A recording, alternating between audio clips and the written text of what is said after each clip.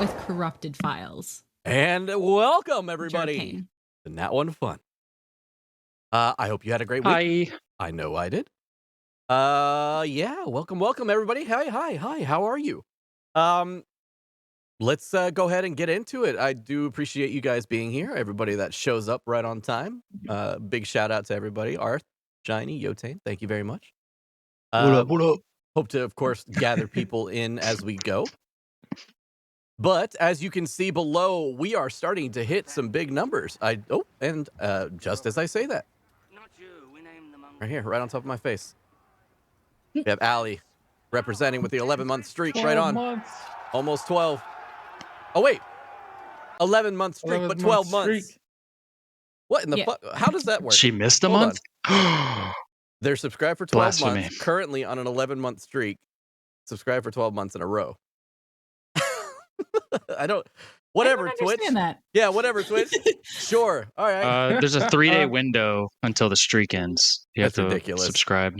Anyways, Allie, thank you very much. Welcome to the Golden Dragon Club. So thank you very much for joining us today. Welcome, everybody. As we all know, we are currently sponsored. Well, we are currently Dice affiliates of the Die Hard Dice Company. And I want to kind of go over Shiny Holy Crap with the 2 gift subs to If Sam, Float Sam, and Joaquin. So, as I was saying though, let's start the day off with a hype train. Oh, geez. So anyways, as I was saying though, Die Hard Dice is having a holiday sale, everybody. That means that with the code NAT1, instead of the original 10% off that you guys can save, you can currently save up to 15% off. Not up to. You can save up to. You can save. It's so easy just to say up to. You can save 15% off of your orders on Die Hard Dice with the code. Yeah, like cue the wow noise sound effect. 15% or more. Yeah. But they not only that, they give you an opportunity to support Nat1Fun even more. So this month, you guys can check out a video that I made that I will play here in a second. But basically, you guys can purchase the, what is it, Scorched Rainbow dice set from Nat1Fun, and that will go towards supporting Nat1Fun, of course.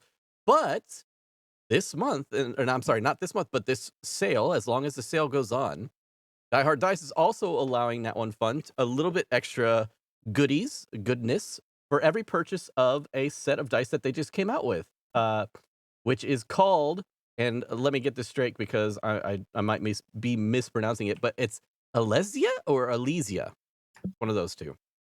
Probably Alesia. It's probably the latter. Yeah. Yep. Yeah. And so Alesia set, they are pretty awesome. They are kind of shaped like their Avalor set in terms of like they have kind of blunted edges and everything like that. But instead of it being a sharp set of dice, they are rounded, which we were literally just talking about the other day about like, you know, the difference between the two. And of course, I prefer rounded. I like the look of sharp dice, but I love rolling rounded dice. It gives it more of a randomness like feel to it. But anyways, that is neither here nor there. You can buy those sets, and each one of those sets will go towards supporting Nat1Fun if you use the code NAT1 during checkout. So 2 ways to support Nat1Fun for the next couple months, and it's pretty awesome. Let me show you the little video I made real quick, though, to bring in the November set that you can buy. I say set. It is actually a Dire D20, so it's a single large dice. So check it out. Here we go. Oh, is there any sound? Doesn't sound like there's sound. Can you guys hear anything?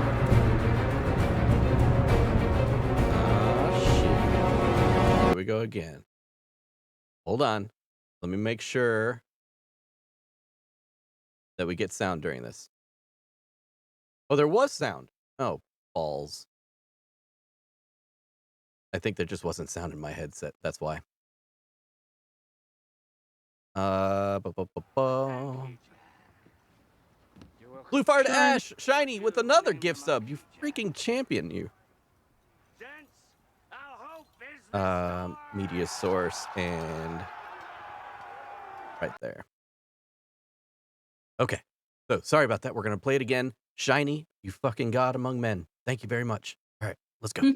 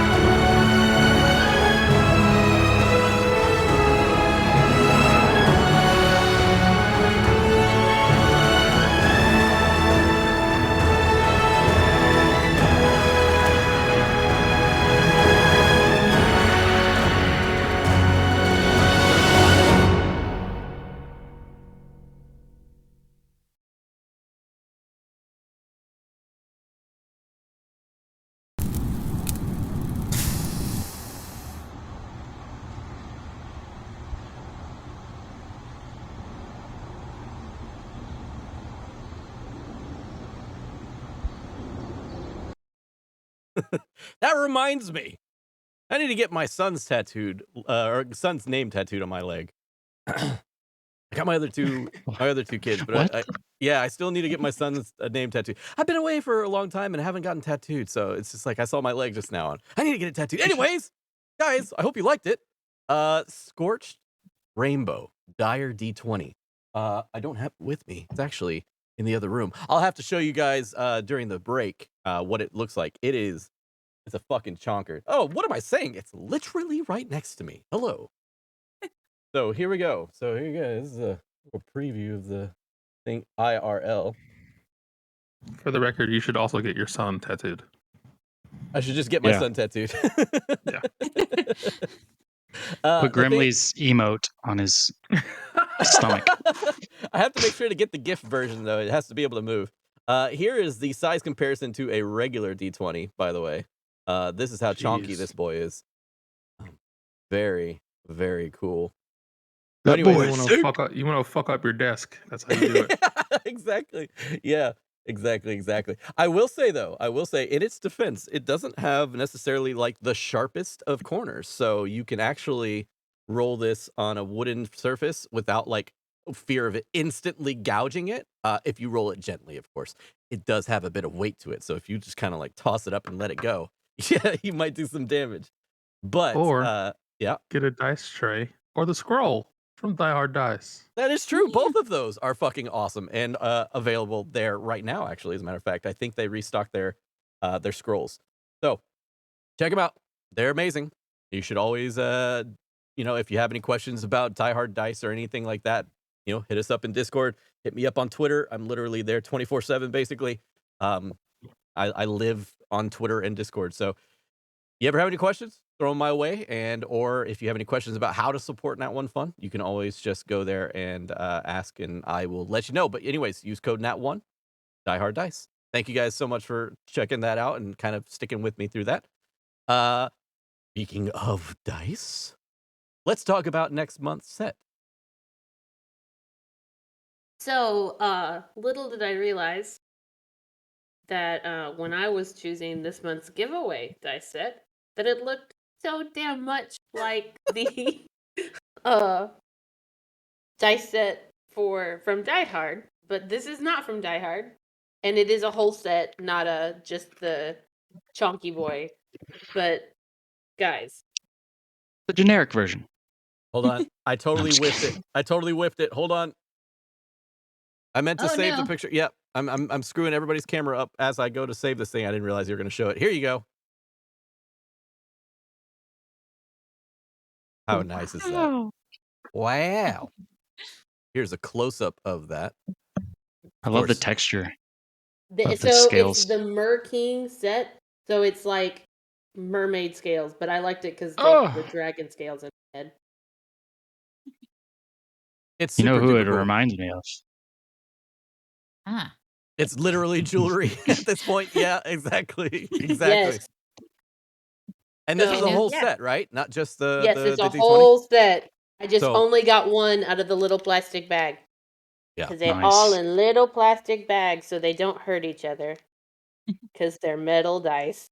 Y'all, we don't fucking skimp here at fucking Nat1Fun, okay? These are legitimately beautiful, beautiful dice. And if you are not subscribed to the channel, which I know all you guys are currently, but if you are watching this and you are not subscribed to the channel, do come in here, give yourself a free subscription if you want. If you have Twitch Prime, don't forget about that. And get in here and try to win these dice, guys. We literally give away these amazing like $50 plus sets for free every month, and you should definitely be a part of it. So, anyways, check it out and get in on this stuff. We're also doing a few giveaways and stuff like that on Twitter and YouTube and stuff like that. So in Discord. So come check those out and hang out there as well. Yeah, that's great. That's awesome. I'm super excited about that. Big news coming down the line for Running Feywild. Running Feywild is coming along nicely. You guys, you don't understand how cool everything is starting to line up. It's great. Logo is currently being processed. I am pretty sure we're about 3/4 of the way with a finalized logo. So soon to see that, as well as maybe some stuff from the actual crew who are going to be in the game. They might start talking about different things. So that's pretty much all I have to say about that. But I will mention one final thing. Nat1Fun just got approved for a media pass in PAX Unplugged, meaning that I will be doing vlogs, I will be doing videos, and I will be live streaming during that event. So if you guys are interested in everything that is basically PAX Unplugged, please do help fund going to the actual event. I got like a free pass and everything like that to get in, but it is not free to get there. I do live in Texas still. So definitely check out the bottom here. If you can donate any kind of thing, any sort, you can donate, a Twitch, a sub account to the channel. You can donate straight with your credit card, or you can donate straight with a PayPal, or whatever you want to do. Whatever you do within the next like month or month and a half until we get to the actual event, that'll be all going straight towards the travel funds to getting there. So anything you guys can donate, be very much appreciated. So thank you guys so much for hanging out. I do appreciate it, and I will see everybody who can possibly be there at PAX Unplugged in person. So I hope to see some of you guys there. All right. Yeah, I do notice Grimly's scar. Look at that thing. Oh, no, he's over here. That thing is fucking awesome, huh? All What is right. it? Don't forget to update the sub goal. Yes, so if you are subbing with, or if you are donating with bits, or if you are donating with subscriptions to the channel, please do not take the Help Nat1Fun Get to PAX U little bar down there as it is, because every time we do it, or every time you donate those types of things, it doesn't automatically update. So after every stream, I've been adding what we received in terms of gift subs and bits to it. So it does update. It just updates a day later, basically. Okay. On to the game. Without further ado, I appreciate everybody being here. Lasses, do you have anything before the game starts? Yeah. What's up? So I am planning on doing a set of dice to give away on the channel. If you're a part of our Discord, I'm gonna post some things there for us to kind of come up with as a community on what will inspire this set. But that's it. Ooh. Yeah. For those that don't know, we have our own resident dice maker, who is like not just like a resident dice maker, like, oh, those some nice looking dice. It's like, holy shit, yo, where can I get a set? That kind of dice maker. So if you don't know already, you should definitely check out our Discord and check out our she either posts on Dice Porn or even on the General Creative channel. Look at that. I mean, that's like literally a dice that you can get from the store. That's so good. My goodness. Dice today. Yeah, I actually have. I hope they don't. I Leoden, hope they work for you. Oh my gosh, so good, so good. Oh. Bumblebee. What? What? Oh, looks so good. Okay. And I have not named this set, but this is the other set that I made that I. Ooh. Quite lovely stuff. Quite lovely stuff. Let's roll. That's awesome, Shiny. I like that thing. All right. So, without further ado, let's go ahead and get into the game.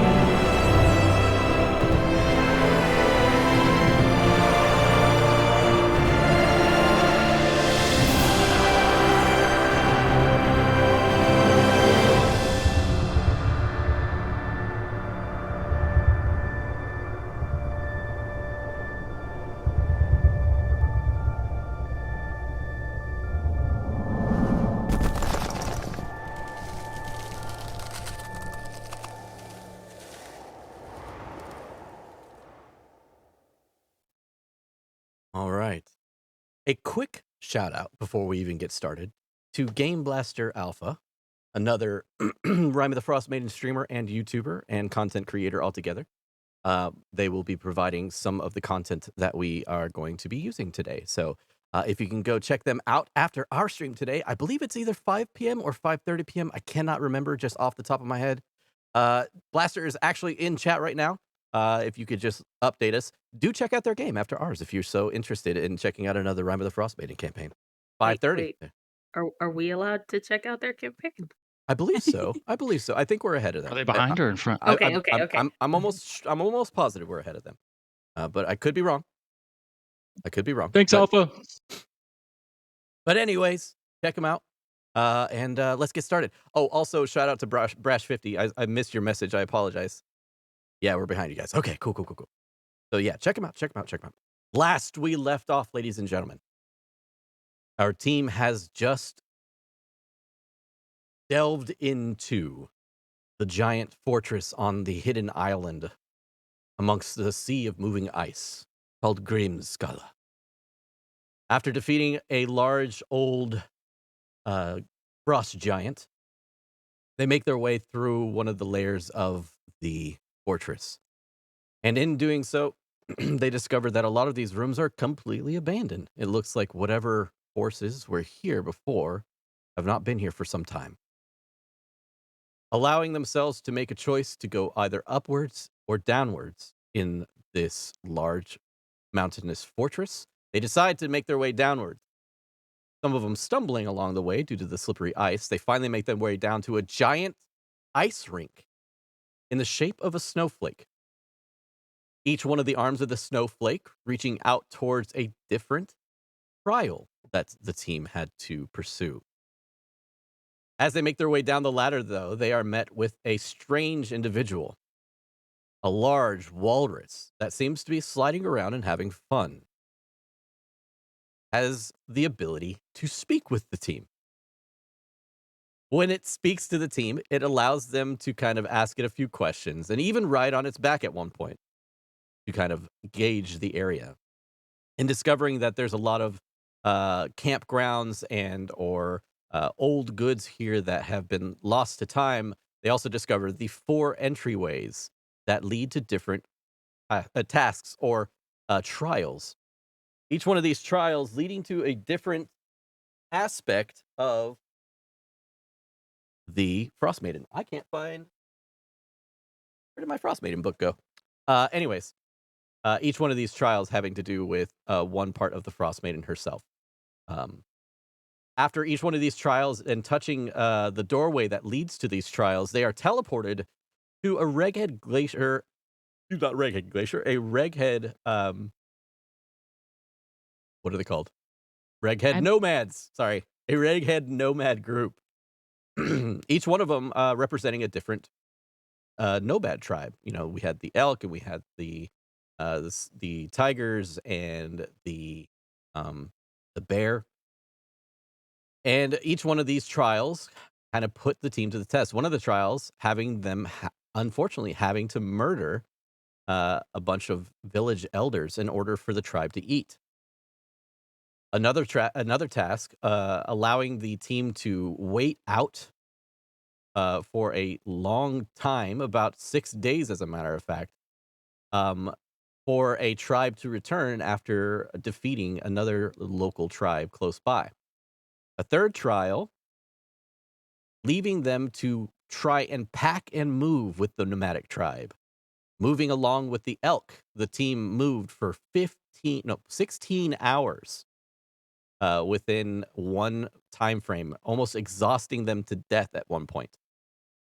But luckily, being teleported back. And then the final trial, where we left off, they were teleported to a abandoned camp, where the team noticed that the whole thing had been attacked recently, as 4 or 5 vultures, giant vultures, were feasting on what looked to be the old corpses of some of the members of the tribe. After defeating a few of the vultures, the last vulture escaped with its life as they heard a whimper from inside one of the tents. A young girl inside of there crying and fearing for her life as a howling noise is heard from outside of the camp. The howling noise coming from one of the attackers, the leader of one of the wolf tribes, coming to finish the job as it is. Olanu, not taking any shit and not taking any risks, walks out and defeats the leader on one-on-one combat, decapitating him and releasing a wolfen spirit into the little girl, who then thanked the party, and the party returned to Auril's fortress. And that is where we will pick up today's game. Oops. There we go. Sorry about that. I need to learn to delete these things after I post them because I don't usually use them afterwards. Anyways, we are back. And you guys are currently teleported back because, unfortunately, after one of the trials, a couple of our members seem to be a little bit different than they were before they left. Leodin and Abel had actually stayed back prior to entering the final test, the final trial. And as the snowflakes hit you in the forehead and you teleport back, Kinraba, let's see, it was Kinraba, it was Grimly, and it was Olanu. You all teleport back to the room just beyond the doorway, and the doors slide open behind you, just as they had previously. I will say, for a bit of context to what is happening, Olanu, you notice that it took some time for Grimly's spell to take hold on Percy. But Percy has been recovering the entire time that you've been exploring for the time being. And at one point, you teleport back and you land kind of like on your knee, Terminator style, you know what I mean? When you get teleported in. Land on your knee, and you feel like a heavy burden on your back, and suddenly Percy is trying to like struggle to get out of the bag on your back. Yeah, she'll just kind of like tip over so that you can fall out. He tips over. Biggest hug. Does like this like struggling thing on the ground because it's like it does not like not being on its paws, but it gets up and you give it a big old wrap around. And then because of your kleptomania, you stuff it back in the bag. I found a bird. She's gonna tussle his feathers and like look up to Grimly. It's like, you helped him. Thank you. It's good to see that he's recovering. I wasn't sure it worked. Grimly, give me an animal handling check with advantage. Sure. Animal handling. That's 11. 11. Okay. So that is enough for him to realize that it was you who had cast a spell on him to recover. Make him be able to recover. And he kind of like trots over to you. And he doesn't cuddle you as you feel like you possibly could have gotten had you rolled higher. You notice that he just kind of like approaches you and nods his head and then walks, back towards Olanu. I just Soonray Griffin. I just smile and I'm glad it worked. I look over towards. Do I see Abel or Leodin anywhere, or are they still out in the main area? Leodin had actually been like all the way back towards the staircase, and you would see probably you would see Abel kind of just leaning up against the wall of the entrance of this part of the snowflake. No, I'll look back at the rest of them and then start walking towards Abel. Before anything else happens, the entire time we were there, I think Leodin was trying to cast a spell on Abel, wasn't you, with that song of Carmen? I thought about it. I don't think I'm going to try, because technically no. Okay. I would also like to reference the fact that while you guys were there, also Velany was with you, so she also returns and comes back. Do we have... Should I load up sure, Roll20, or is it on Tailspire? Don't get stuck. I'm sorry, what did you say, Seth?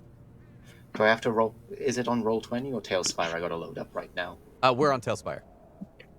Okay, because I can't see it because you're not sharing your screen. No. Oh, I was gonna just wait till we got started, but yeah, let's go ahead and do that then. Then I will take you over. If you don't know already, guys, we are using Tailspire, which is an awesome tabletop simulator, basically for us digitally. And I will switch us on over there. Give me a second because it takes me a second to actually switch the cameras as well. So Tailspire is great. It'll look awkward for a second, but then it'll fix itself. I need to share my screen. And Tailspire. There we go. And Tailspire. All right. Do you guys see it? Yep. Yeah. Okay, perfect.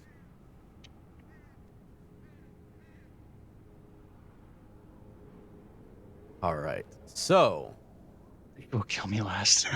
you guys return and let me get your minis here.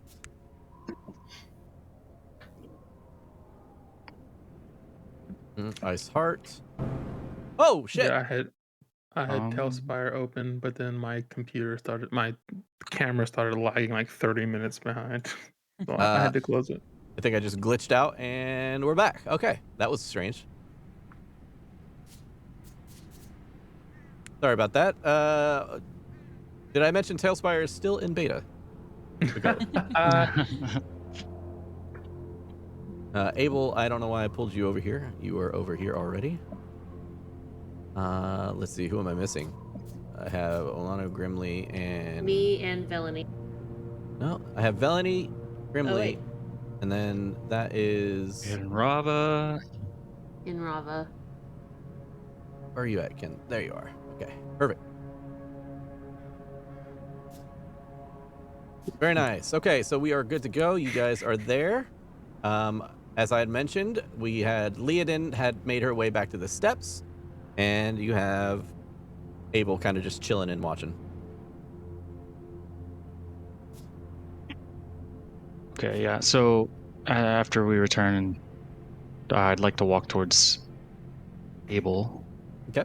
I start running away from him. I'm just kidding. I don't do that. Abel. He sort of is startled. He looks over. Oh, you're back. Yes. You stayed behind. Yes. Why? Leodin stayed behind, and I just wanted to make sure she was safe while y'all were gone. Right. There wasn't much in this trial. I don't know if it helps to know, but there was just a child, and Alanu kind of killed another nomad leader. Oh my. Protecting the child, of course, not out of hate or anything. But next time, we do something like this, it would be better if we knew you were staying behind, Kind of happened all at once. Oh, sorry. You can go ahead. Kinrava's just going to march out, look at Leodin, and just sort of yell out, "The one trial that was actually good! The one trial that we saved a kid and you weren't there."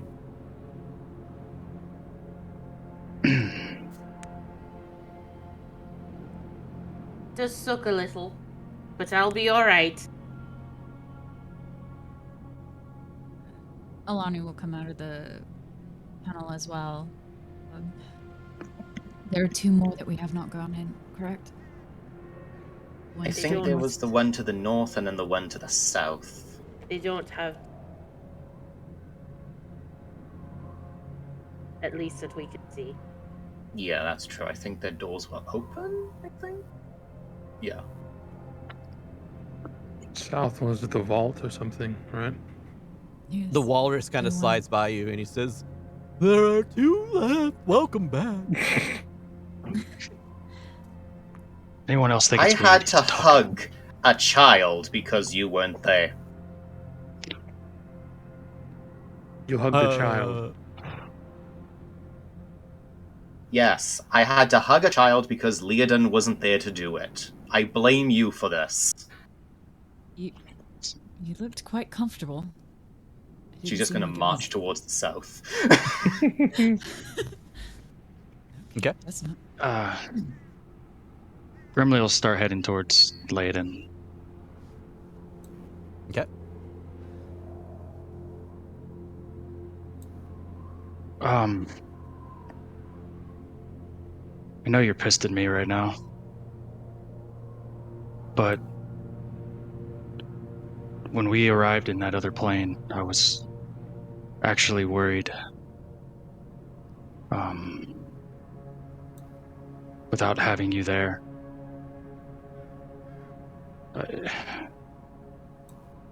I just wanted to say I'm sorry. I know what I did came off wrong, and if it makes you think less of me, I'm sorry. I'll hop down. I didn't. I'm gonna start walking.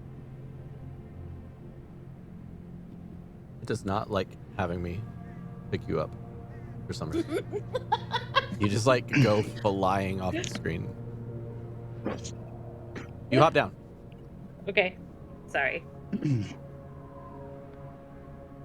And what? I just started walking towards you. Okay. So I didn't get it.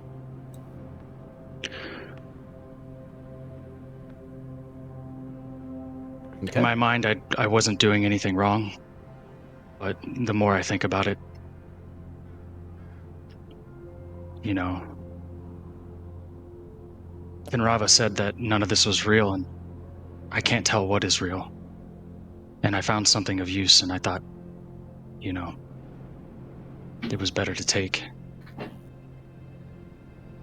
Stop prattling on, Grimly. Let's.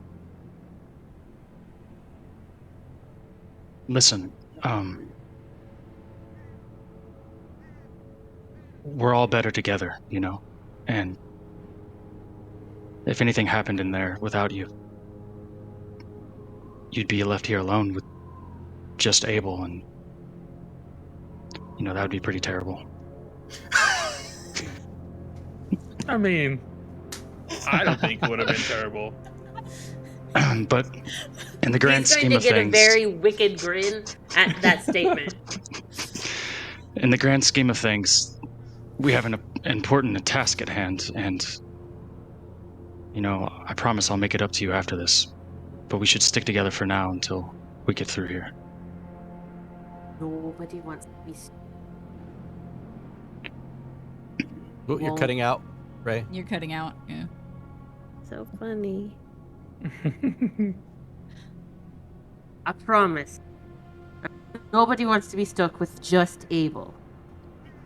I'll do my damnedest not to leave the group. Does that help? Immensely. Thank you. All right, let's. Cool. I'm trying real hard to focus on this serious conversation, but I can see that walrus token sliding around. It's and, like, amazing! I love it so much! I'm like, I've got this mental image in my head, and I'm just like, you bastard. Bastard seal. Oh, the cinematic of it. Just in the Serious background. conversation and in the background. Yep. Jesus. Grimly follows behind Leodin, and he just smiles to himself that we're all together, you know. Okay. Kin, you approach first, yes? So... Yeah, she was just honestly walking in this direction because she didn't want to pass Leodin after that statement. Yep. So give me 1 millisecond. Please talk amongst yourself, RP, if you need to. I'll be right back. 2 seconds. Also, I do apologize to anyone if you can hear loud bangs from my side. People are still celebrating bonfire night outside. So, Abel, Grimly thinks that it would be terrible to be stuck with just you. Why don't you discuss it? Not what I meant. I meant just you No. two, fighting Auril, you know. Not that you're not great company or anything. So as this That's awkward right. conversation starts, Kin, Yeah, she's staying far away from that. yeah, That's like, no. you currently see a passage that leads to an anvil-shaped room with a door set into the far wall. Flanking the door are bas-reliefs of two male frost giants that have been defaced. Their features have been chipped away. Newer carvings above the door depict the glowering heads of an owl, a wolf, and a goat.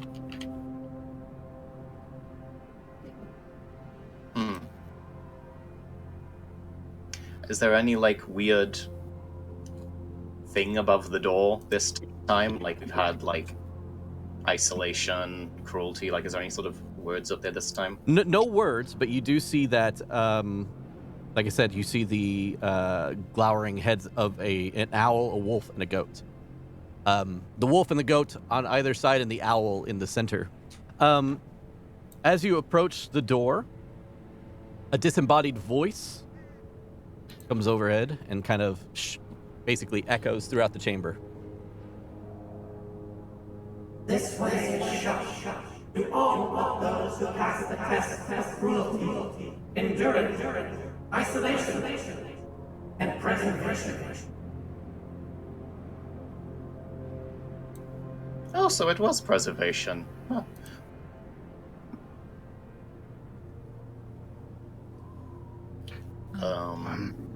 Ray, we're gonna be locked out.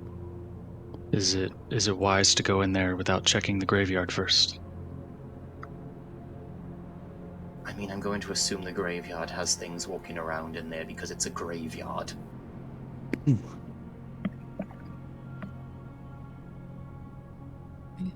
So we'll just get this over with. At the very least, I expect something big and nasty behind this door, so at least let's get this out of the way, then we can check the graveyard. Yeah. In that case, Grimly will cast Bless on Kenraba, Alanu, and Lay.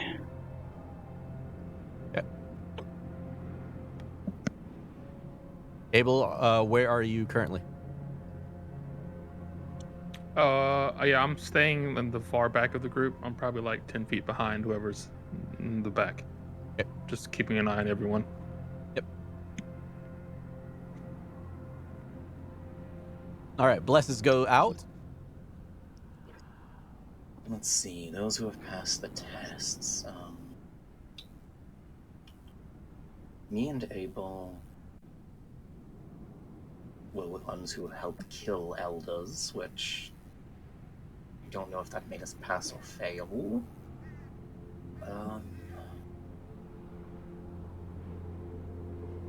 Have you tried pushing the door open?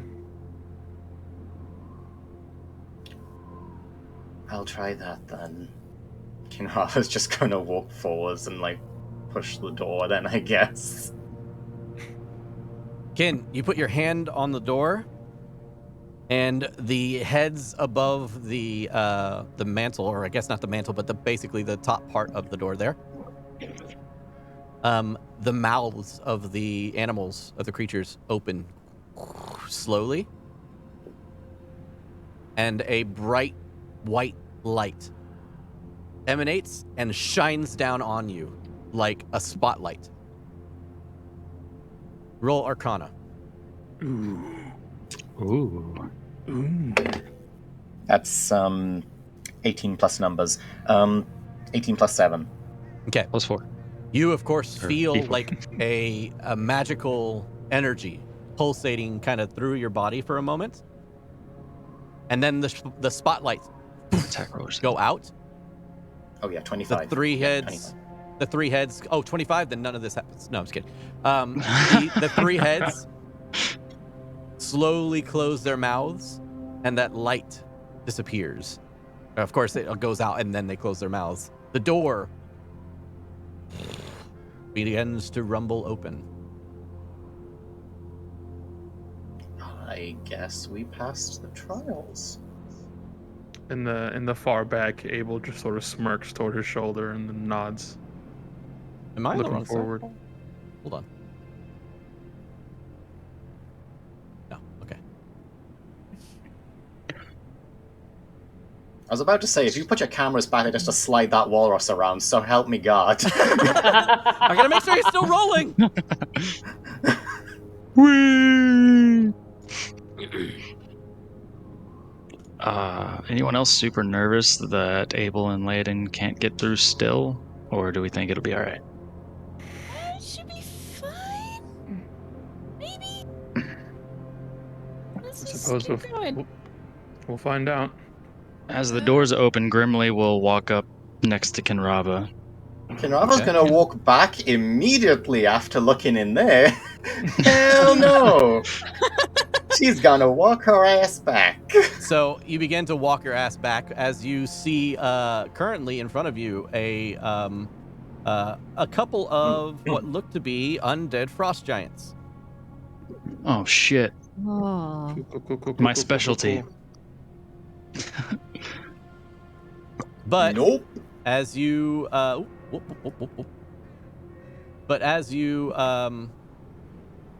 start backing up, you can see that the frost giants don't seem to be doing anything. They just seem to be breathing slowly. Breathing? Well, yeah, actually.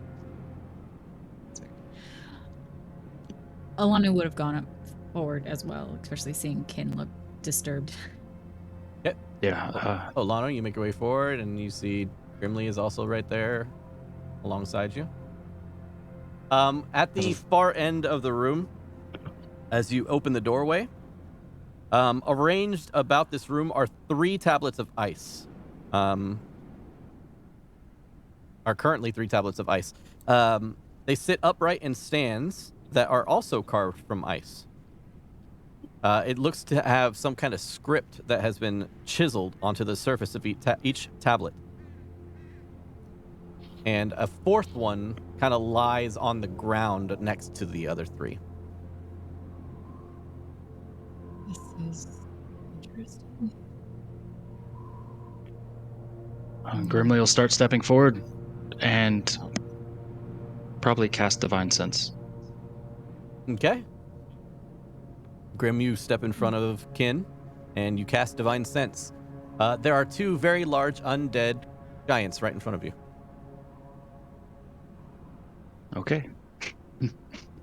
And he'll look They back at are- Alano, and they seem like they're not moving. Alana will come up with him. At least if they attack us first, you're more likely to survive.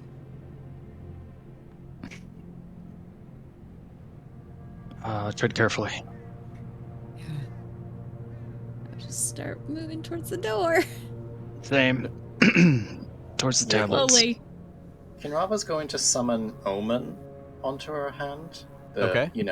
Flying snake. And, send it over towards where the, towards where those, things are by the giants. And then she's gonna, look through Omen's eyes to, try and read what that inscription says. Okay. So you go with the Omen, and you fly over to one of the inscriptions. Olanu, as you pass, the undead giants slowly shift and move their heads and watch you as you are passing by them. Okay, that's not unnerving. Kinrava, you're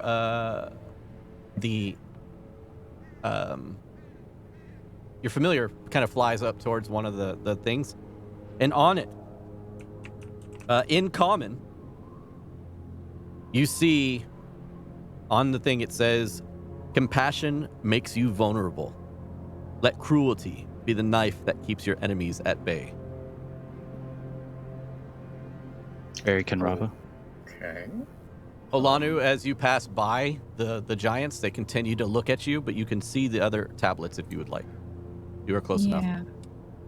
I'll take a look to read the rest of them. Okay. One says, exist as long as you can, by whatever means you can. Only by enduring can you outlast your enemies.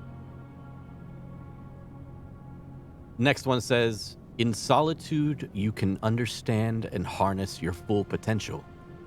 Depending on others makes you weak. And the one lying on the ground says, every flake of snow is unique, and that which is unique must be preserved.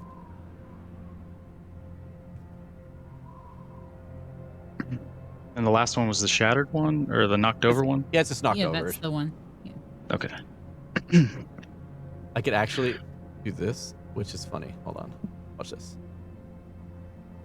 Can I click it, please? Oop, just kidding. Oh, there's a way to make it a token, and then I could lay it down. Either way, keep going. Okay. Alanu's going to attempt to touch one for perseverance or preservation. Okay. You touch it, and Just to see if nothing something happens. happens. It's just cold. Okay. Are they blocking the door? Like, can we not go past them? They're on pedestals. I mean, you could technically just scooch past them if you wanted to. There's enough of an opening that you could do that. She'll try to do that. Yeah, you scooch past it, and there's the doorway in front of you. She's gonna reach up and try to push the door. Go ahead and give me a strength athletics check.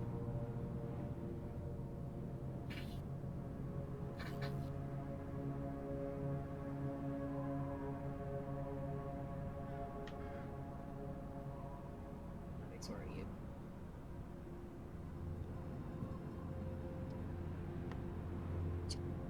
Blessed. Does that mean I get to add a D4? Yes. Okay, cool. It's attacks and saving throws. Oh, never mind. then no. 13. 13. You push and push and push, but you kind of lose your footing for a second, and it seems like the doors are stuck tight. Grimly, get up here. I'll help her. You try again. Remember. Jesus Christ. Oh. Let me not roll that one again. Is it athletics? It is a strength athletics check. 12. Door seems stuck. Yikes. That's a 14. Cool.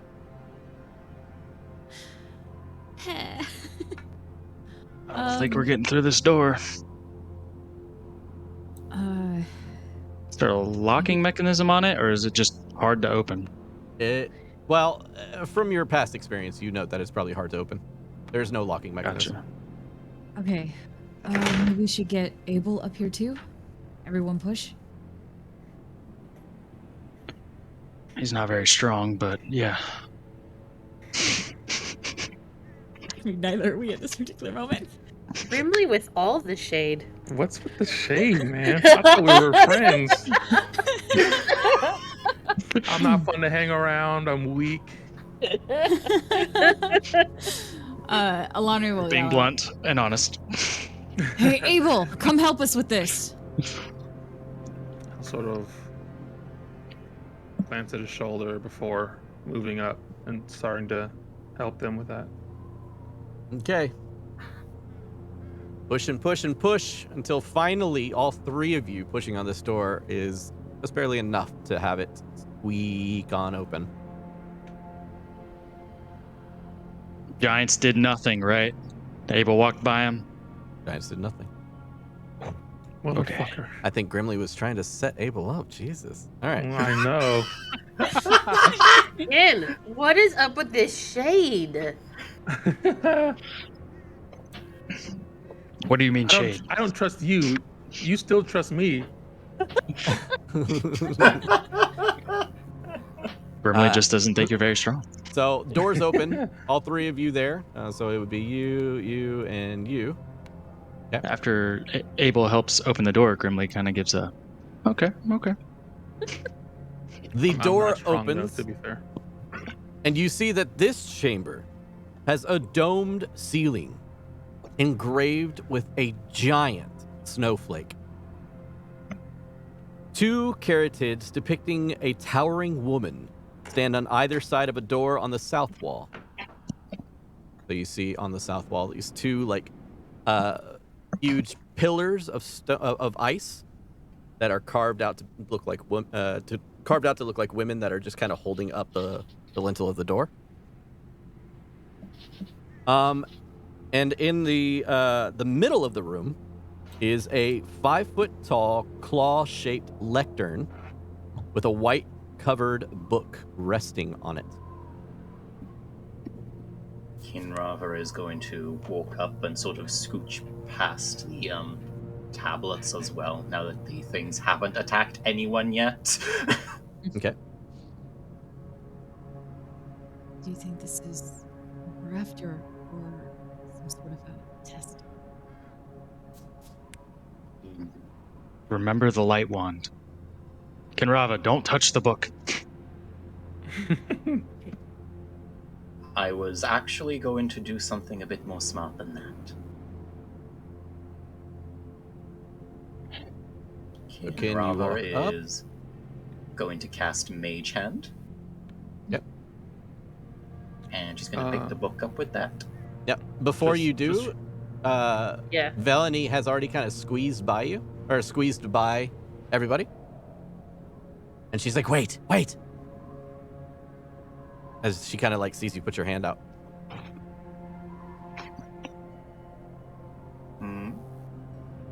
And she's like looking around. And she kind of just like, let me get it. Why? Just in case. Just in case what? Insight check. Same. Now she steps up to do something? Yeah, insight check. Okay. Roll insight. Man, or Legion could just be dumb, guys. Huh? I could just walk up there and take it. No. Alanu stays right next to Leonin. Yeah. Well, that's a +5, so that's 17.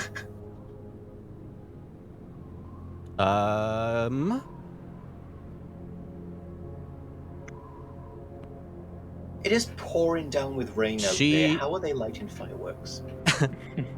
She seems to want to help. She seems to want to make sure that the book is safe. She wants to make sure that, you know, whatever, if there is a trap or anything like that, that you don't take the brunt of it. In that case, then, Villainy. be my guest and you're more than willing to take it. However, I would also like to examine it afterwards, if you wouldn't mind. Is there some way to make sure that it's not trapped? Like magically?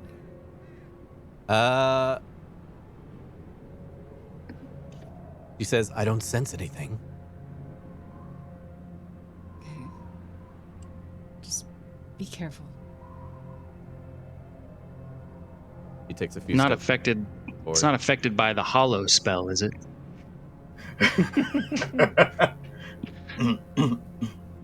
Takes a few steps forward. She reaches down to the it's like a claw, you know, shape that is kind of holding up this book. And she reaches down, grabs the book in her hands, and disappears. No, I was kidding. And You turns around. motherfucker. You do that all the time, Trey.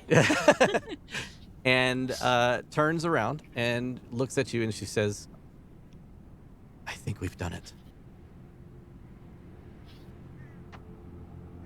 I see.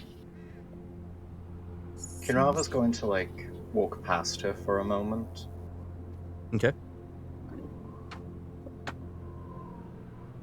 You've I'm walked just gonna past her? stab her with that ice dagger. No, I'm joking. I'm joking. No. She's gonna go to the door in the back by here. Yeah. Can she, like, push that open? Yeah. I mean, you got to give me a strength athletics check, but yeah. Oh. Let's Yeah, see I'm it. sure that'll go well. Oh my Let's god, see it. please roll so well that Nat Kinrava Roll a 20. nat opens the 20. door. I'm pretty sure. Nat You, Oh 20. my god, Nat it's an 20. 18. okay. I was gonna say. Minus. Yeah. Unfortunately, even with an 18, with your strength Okay. score, it is not budging. 17, yeah. You give it. 17 You is give it a minus 1. haul. You give it a haul, but it is not budging. I want to go over and assist. All right, Hopefully. go for it. Hopefully I'll assist. How is the wizard Nope. rolling these? Nope. Nope. Oh, Grimly, no. Grimly will walk up to Melanie. Yep. And Even with he wants to bless. ask, is this what we've been looking for? She goes, I believe so. And she goes, I'm probably going to need some time with it, though, to decipher what exactly we need. So does this mean we can leave? We don't have to go any further. I guess.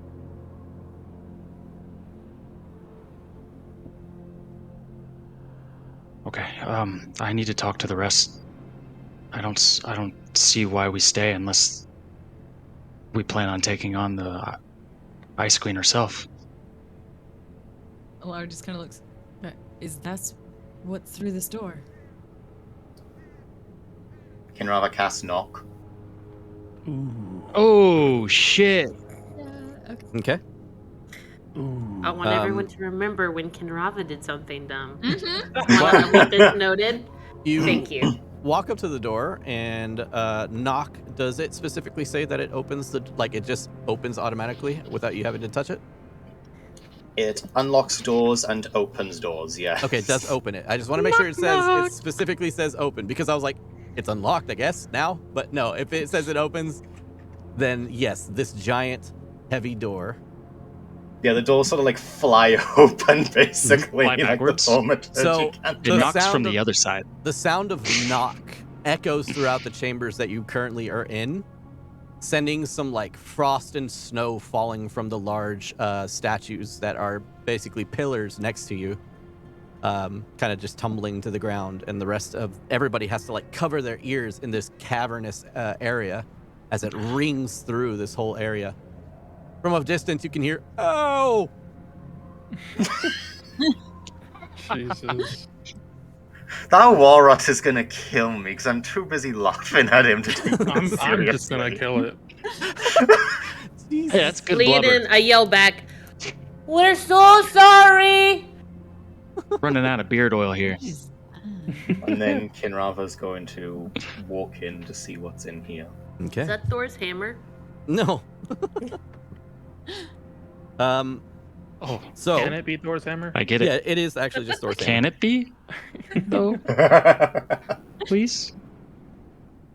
So you enter the area, or you can look in at least, and scattered among the floor are just chunks of ice, just like large chunks of ice that have been scattered across the floor in different sizes, varying sizes, and a large, like what looks to be like a large giant weapon that is kind of just leaned up against the wall. But whenever you enter the room, you can see that the floor is covered in like a heavy fog, like a heavy mist. And whenever you enter the room, another like voice or whatever kind of echoes throughout the chamber and says, Will you court death to receive my blessing? Can anyone else hear that, or is it just me?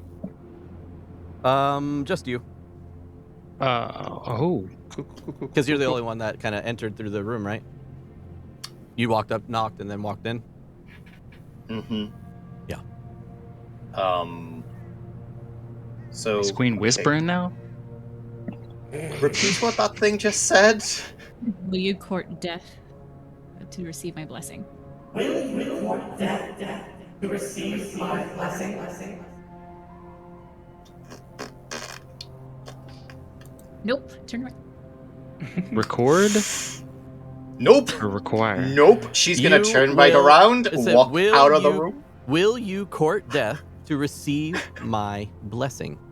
Sure. She's give it gonna a shot. so she's literally just Yeah, gonna like- say out loud, "Nope, nope, nope," and she is going to walk out of that room, and she is actually going to try and close the doors herself, and just be like, "Nope, You What- try, but the doors will not close. nope, What- we what are not happened in going in there. That is a bad place. That is bad touchy place. We are not going in there. Okay? No, no, no, no, no, no, no." I think you spent a little too much time around that kid. You just said touchy. Nope, nope. That is a place where a goddess can speak directly into your brain. We are not going in there. We go now. As you're Okay. saying this, what you call it? What's her name? Is just reading through the book, Villainy. And she stops on a page Villainy? and she said, "Yeah, Villainy." And she stops on a page and she says, "All who walk through there shall be given the gift of Auril's blessing, if you so choose." What is the It is blessing? On death. It is an ability of unimaginable power, but it could cost your life if you fail. Fail what? I don't know. That's all it says. Literally, the goddess spoke to me and said, "Will you court to death to receive my blessing?" Any sort of gift that comes from a goddess such as this never comes without an incredibly heavy price. I want nothing to do with the games of the divine. She holds up the book and she says, "It's right here."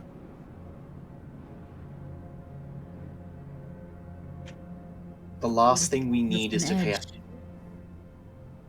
I highly doubt she would keep your blessing on you if you were to try and fight against her. Besides, that would also give her influence over you, possible How would- mind control if you go anywhere near her.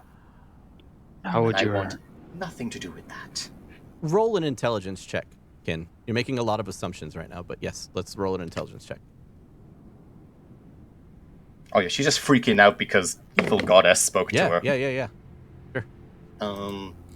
That is an 18. Okay, so with an 18, you would believe that these things are possible, but you could also kind of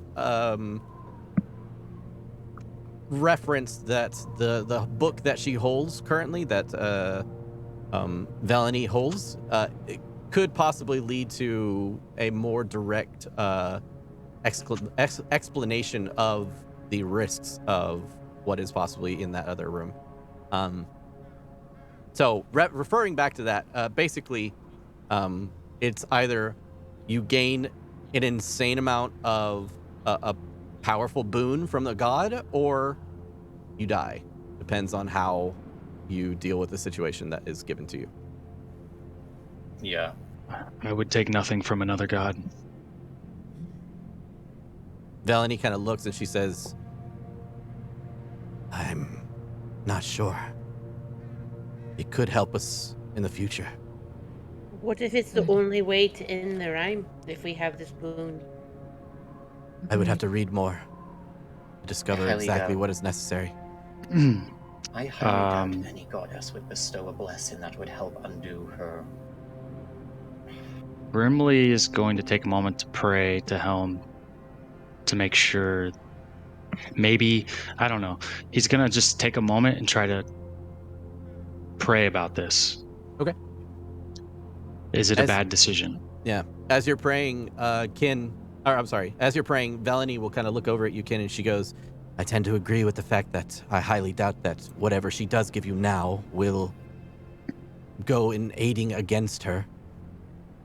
But I don't know if that means he's not willing to help you do whatever it is, as long as you're not going directly against her, huh?" Is there a chance that it can be used against us when we do go against her? Doesn't seem like that. It seems like it is a test of will or something. I'm not sure. But I don't believe it doesn't say anything. And she kind of like scrolls through a few pages. She's like, it doesn't say anything about any kind of detrimental thing outside of, death. And we have no way to bring back the dead right now. And frankly, that's a risk I have no intention of taking. She kind of looks over and she says, what do you mean? I mean, we have no means to bring back the dead right now. I have the means. My mistake. We have no means to bring back the dead in a way that's not going to turn them into a shambling corpse. I'm just trying to be helpful. You are very helpful, but that's not quite what we want. Imagine undead Alanu controlled by Felony. Felony kind of goes like, force to be reckoned with, all I'm saying.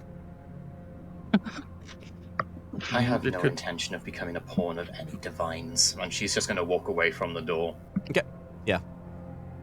I'm going to look over at Felony. Pawn, you would just die. It could help us in the night.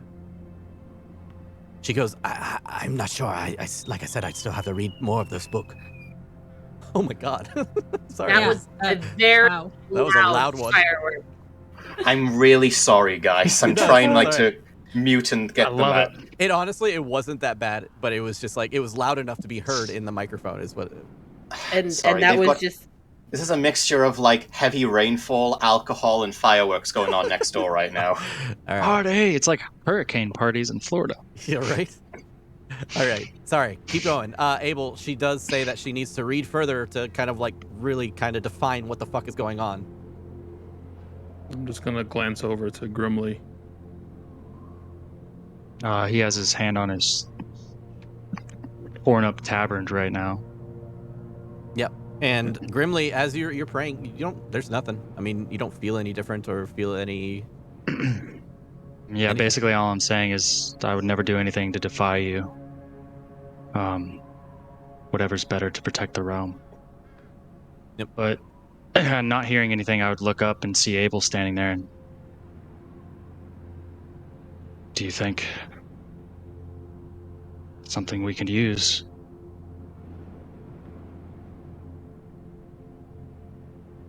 I don't know. What if we do it together? Alanu goes in the room. Ooh. Okay. Oh. Ooh. Leodin runs after her. Hey, you can run after her. What? Are you going? Let's go. Why can't Oh, God. That's not what I thought you were going to do. Yes! It seems I love it. Ken, your miniature is just not working along. I will try and figure that out here in a second. Let me read again what you hear in your head. Olanu and Leodin, as Leodin finally gets permission basically to run inside herself as Tells well. Percy to stay before she goes in. Okay. Percy kinda seeing just stays at the Leodin door. run, I would grab Abel's shoulder and say, no! And then run too. Okay. I mean, for all intents and purposes, by the time you get there, Olanu, you heard already inside of your head, will you court death to receive my blessing? Yes. Oh my shit. goodness. No! Oh my It's going goodness. down. Olanu, I need you to make me a Constitution saving throw. Okay. She's Got blessed. Icon. She's blessed. I am blessed. And Grimly's around you. He ran behind you. Jesus Christ. Yes, and you get a +3. Okay. Oh God, which one of these aren't gonna fuck me over? Roll the all Leodin are. dice. Roll They high. all are, Allie. They're all going to fuck you. I know, because they all hate me, even though I'm their creator. Okay. What is it that Okay. Jafar Okay. says? Supreme ultimate being. Now +4 because +3 because of the thing, and then roll a +V4 for your 23. Oh, damn. Plus 6 to con. That's I 23 rolled a- with the +3 and the bless. Yes. Nice. Oh God, please be enough. Olanu, your eyes roll into the back of your head. God. And as they do, your pupils do not return, but in their place, glowing blue orbs of light emanate from you. And you blink a few times, and you can see out of your eyes yet again. The cold that is beating on you and the rest of your team here dissipates completely. Fuck, I'm doing it. In addition,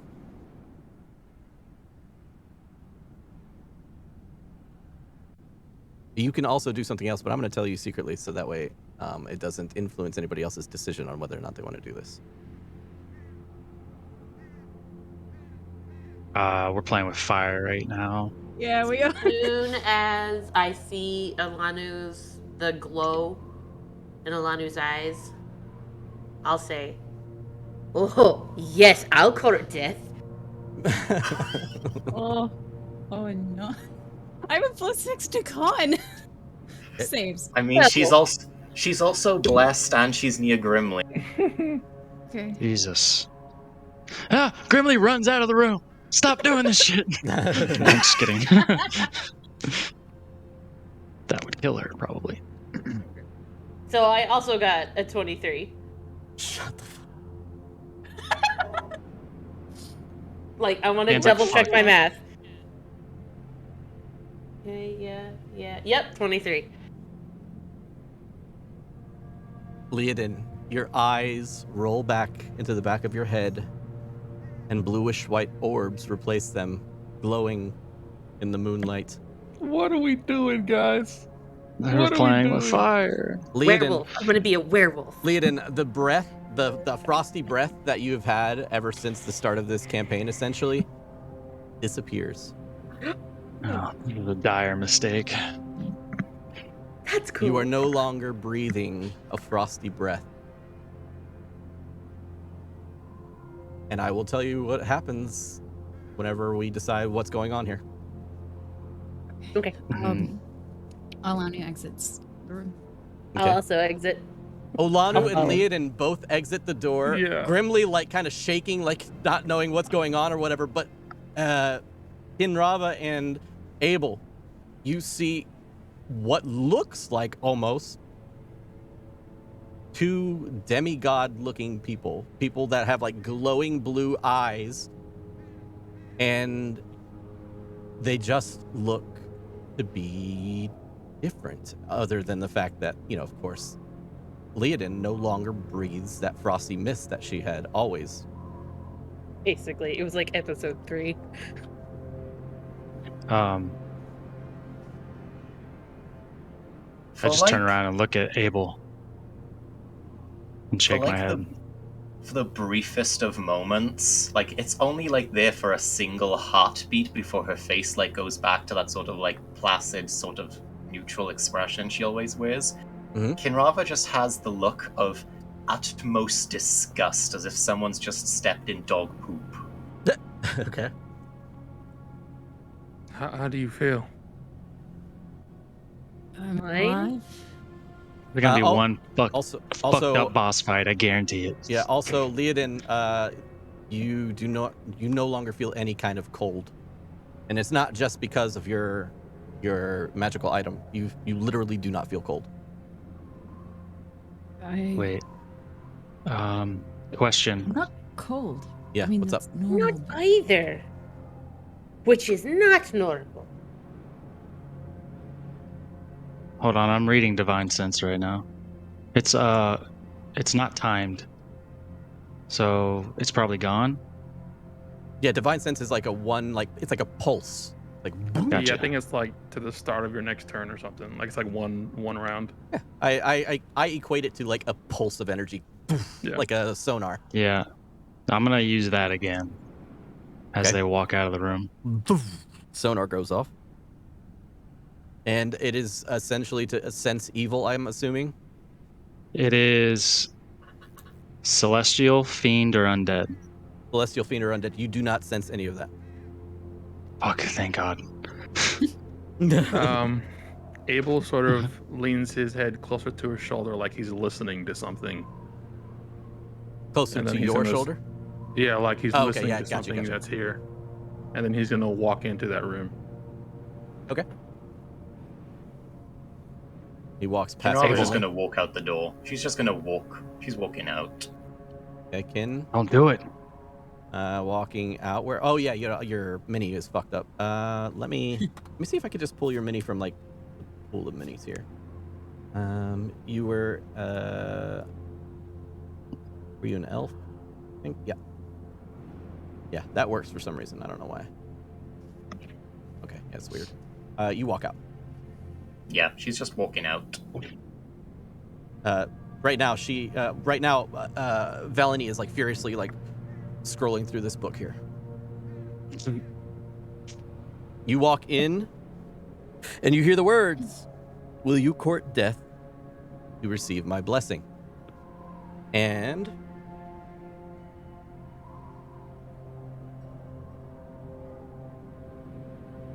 that is it. I'll just stop and I'll turn around and I'll look at Grimly. Don't do it. I'll grab his shoulders and grip his outfit, like his clothes, and just pull him in, please. I'll take the necklace with the ring off and push it into his chest. And then I say, yes. Oh, fuck. Roll high. Please roll high. No. I'm going to roll in chat. Oh, No! Oh, always shit. Well, screw it Abel's over when that well, we're happens. done, Abel. But Abel's dead. Oh god. Oh, all right. Yo. Here we go. this is +3 plus a D4. What's the command again? /RD whatever. Fuck. It's not exclamation. Yeah, exclamation point. Sorry, not slash. Not blessed. Oh, not blessed. So not a D4. Yeah, so it's just the +3, yeah. I don't Alright, have are we time to ready? bless him at this point, do I? He said yes I already. mean, if you saw him, like you had time. You had time. You saw bless. him coming. Fuck bless. You saw him coming. He came I- up to I you. blessed him You 3 had his times. shoulders. You had his shoulders. Yeah, if you wanted to do it, it's up to you. So you bless him 3 Bless, times. You fucking get bless. triple blessed. You are blessed. All right.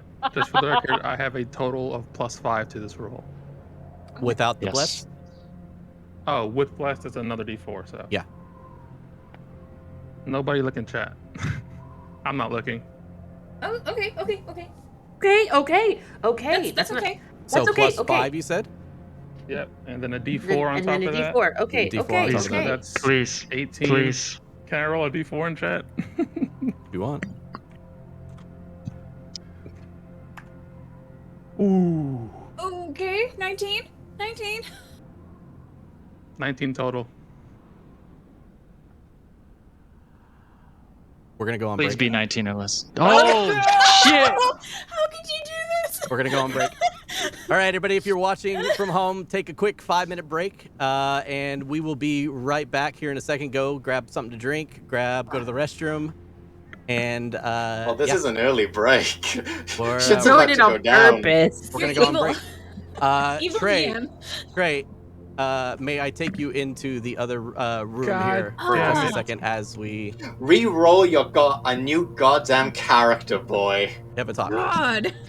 We will be, You God are- damn it, Daniel. we will be right. You are dead. Can I just say something really quick? Yeah, go ahead. What's up?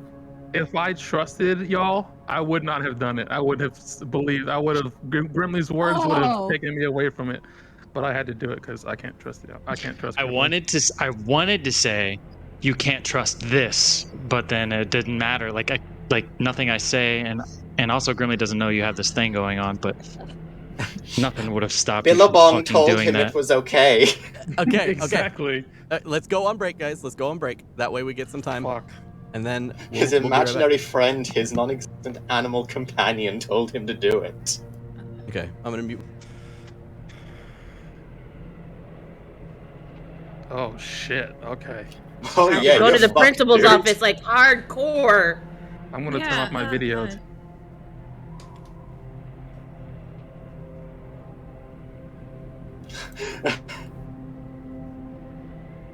Hey chat, what do you think Trey's new character's gonna be? I'm so pissed off at Trey right now. A Trey or Abel? That is all. Oh no. I walked away. I was sitting there like, okay, so the worst thing that happens is Alani fucking dies and I get to bring my cleric in. You know what? Yeah, convince Abel to play a cleric now. Convince him, because he's dead.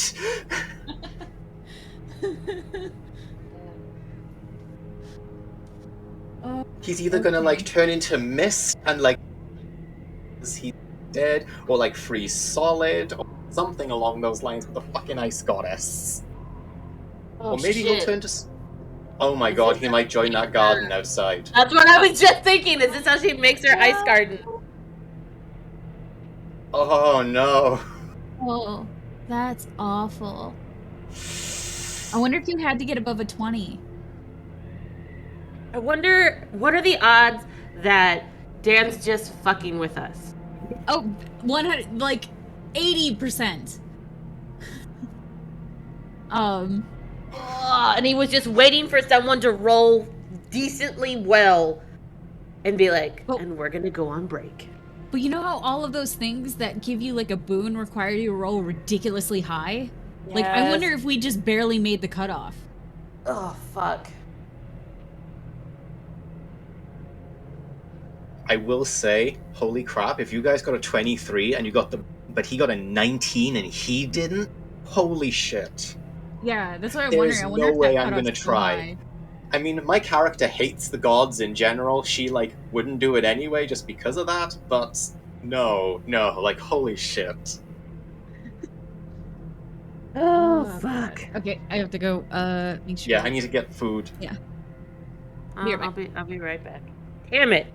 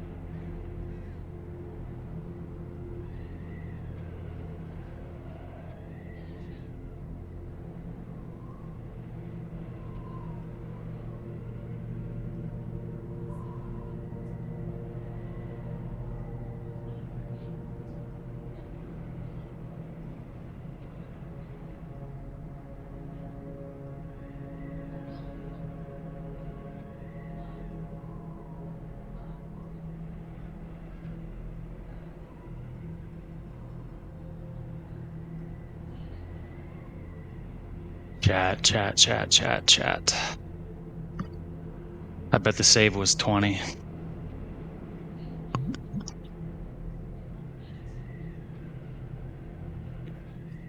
I bet the save was 20.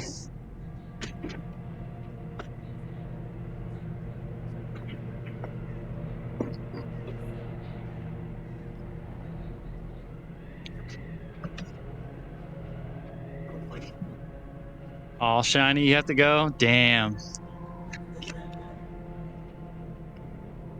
Cliffhanger for you, bud.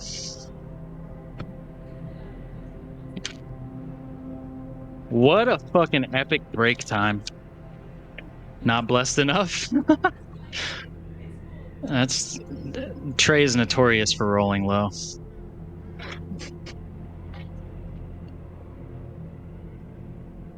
There wasn't any more blessings I could give him. He gets a +3 from my aura. Jesus.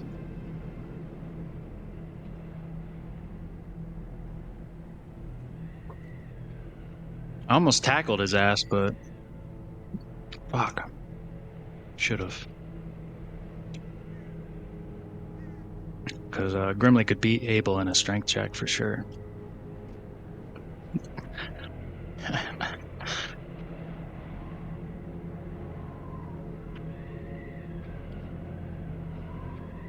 Not blessed enough. Hashtag. I mean, it fits the schedule that Trey is missing the DC by 1. Just unable.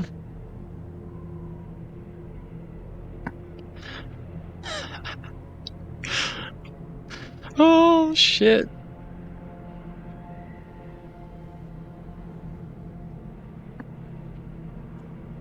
Yeah. Oh, okay. Now I'm back. We're just gonna wait for He's everybody just else. Unable So don't to hate roll me. high enough. I was like, you know what? I'm really hungry. You know what? I really don't want to cook something, so I just ordered food. Hey, I mean, there's nothing Smart. wrong with that.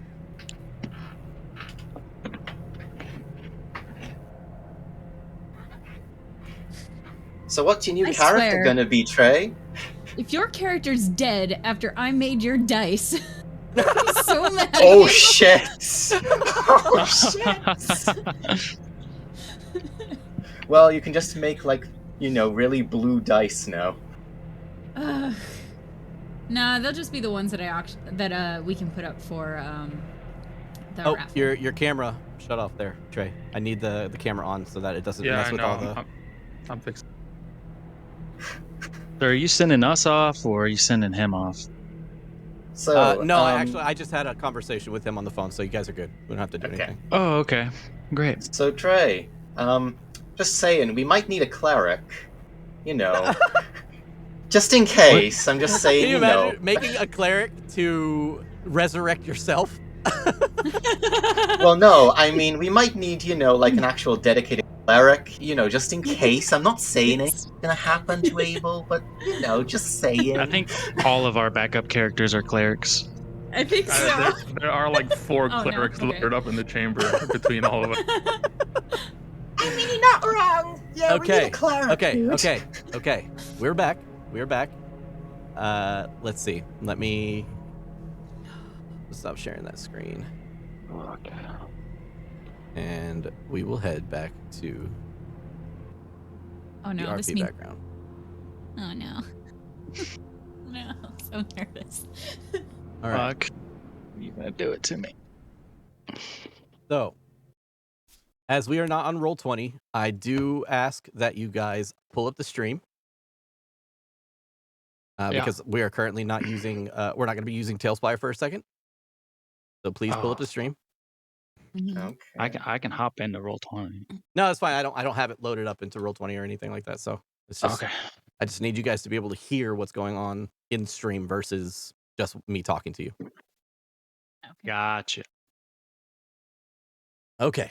Let me know when you have all that loaded up. And I'm loaded up. during this time,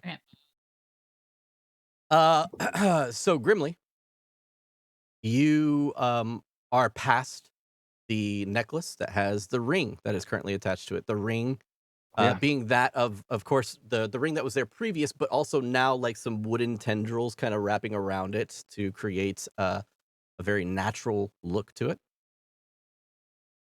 And as you hold it in your hand, Abel walks into the next room, and you hear the whispered words of yes come out of his mouth. And as he's walking into the next room, he slowly raises his hand into the air and continues walking forward. And as he walks forward, the tips of his fingers begin to turn to ice. His arm continues to turn to ice. And he continues to turn to ice until it gets up to his shoulder, and he slowly turns in your direction, closes his eyes, and bows his head down. As his head turns to ice and the remainder of his body to ice. And slowly but surely, his body, encapsulated as ice, falls over and shatters onto the ground.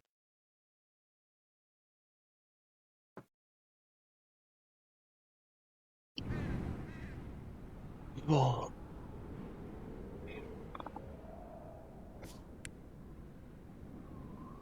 How could you?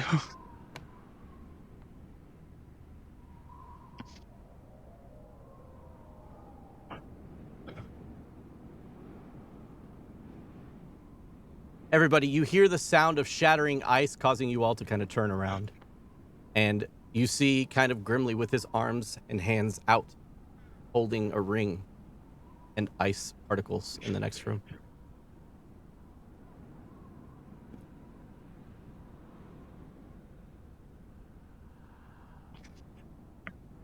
Did Abel disappear? He's dead. I think so.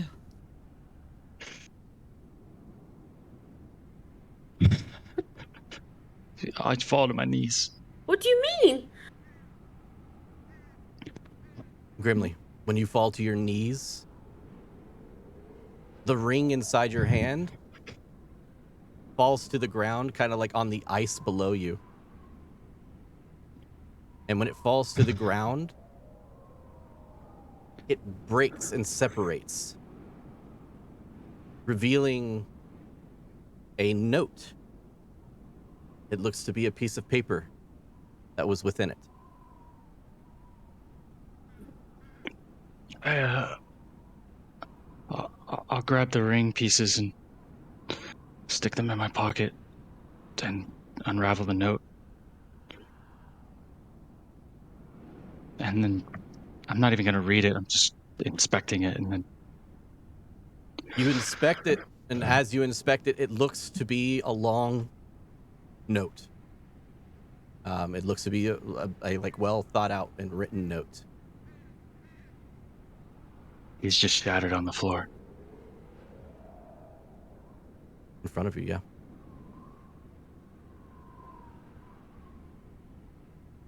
I just stumble back out to the rest of the group. I told him not to. He made his decision. It is one each of us made. We should leave. Grimly is currently kind of like holding like a scroll in his hand, essentially, like a small scroll with scribbles on it. He was trying to help end this nightmare.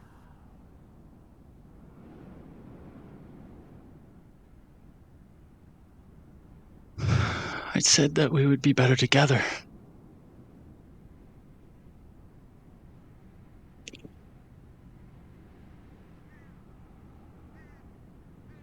Do you take a look down at the scroll? Yeah. I'll unravel it. What's that? What does it say? So, on the scroll, please turn up your speakers if you have them.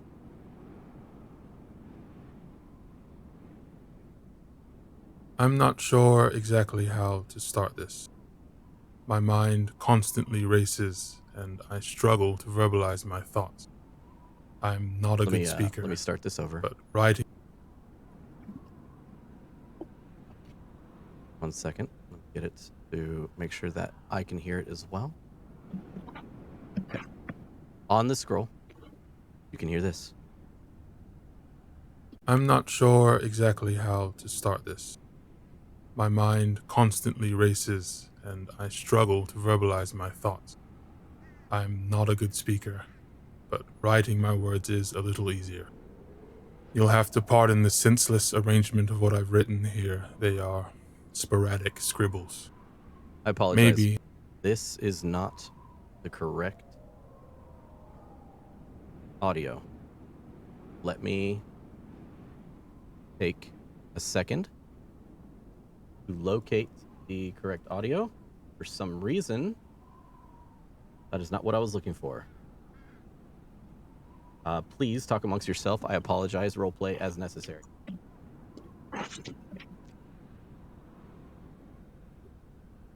I found it. Seems that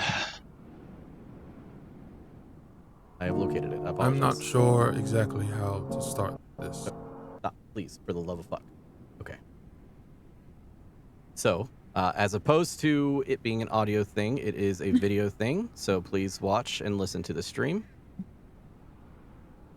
I will put it on screen now.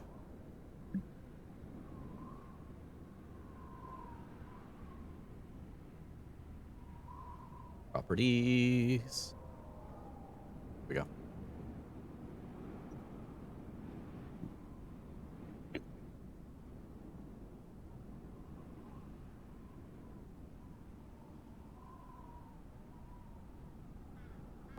My mind constantly races, and I struggle to verbalize my thoughts. I'm not a good speaker, but writing my words is a little easier. You'll have to pardon the senseless arrangement of what I've written here. They are sporadic scribbles. Maybe, if I have long enough, I can arrange these words in a better way. But for now, they will do.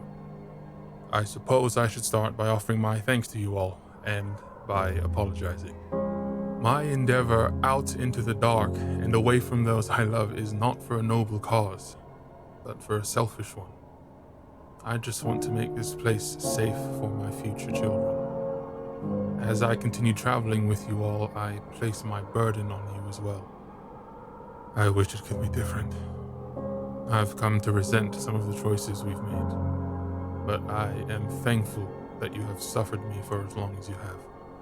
Every day, I am wrought with fear and doubt. I wish I could go home.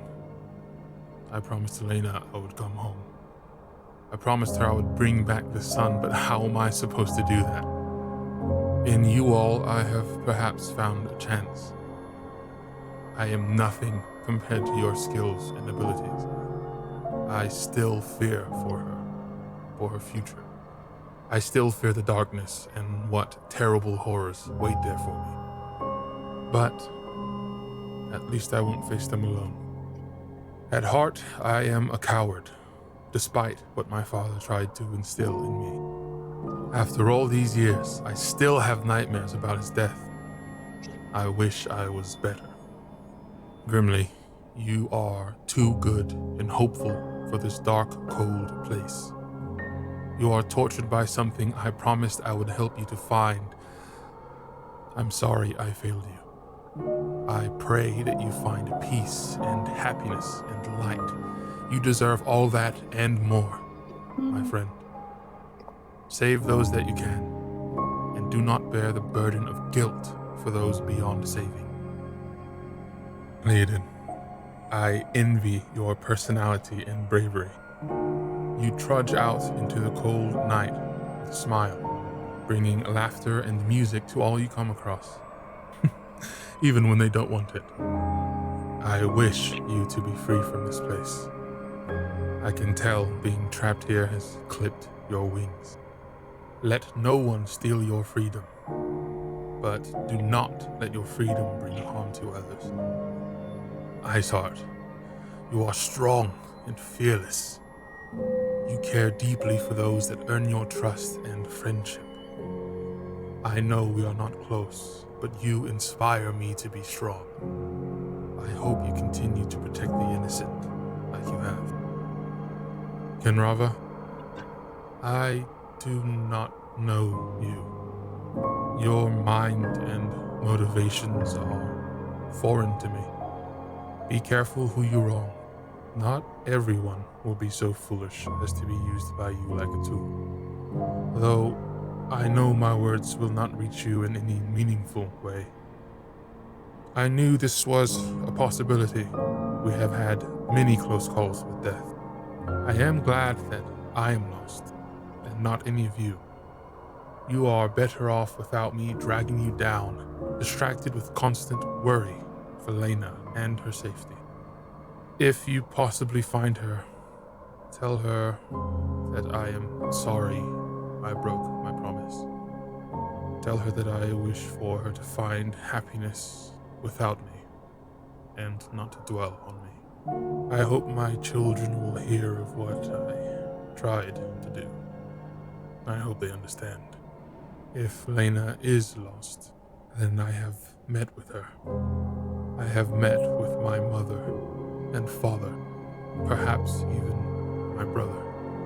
It has been a pleasure traveling with you. I wish you luck. To the end.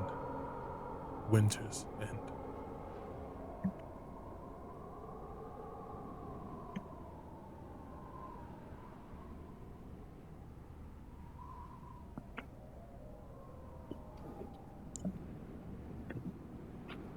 The end of the paper kind of just trails off.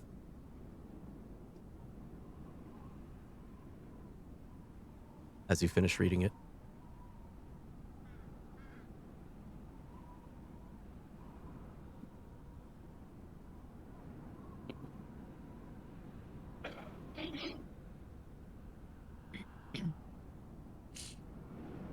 You see Velany kind of approaches and she says, "Why would he do that?" Same reason why all of us did. Potentially have an edge in the final combat. I hope it was He worth would it. have. We should leave this island.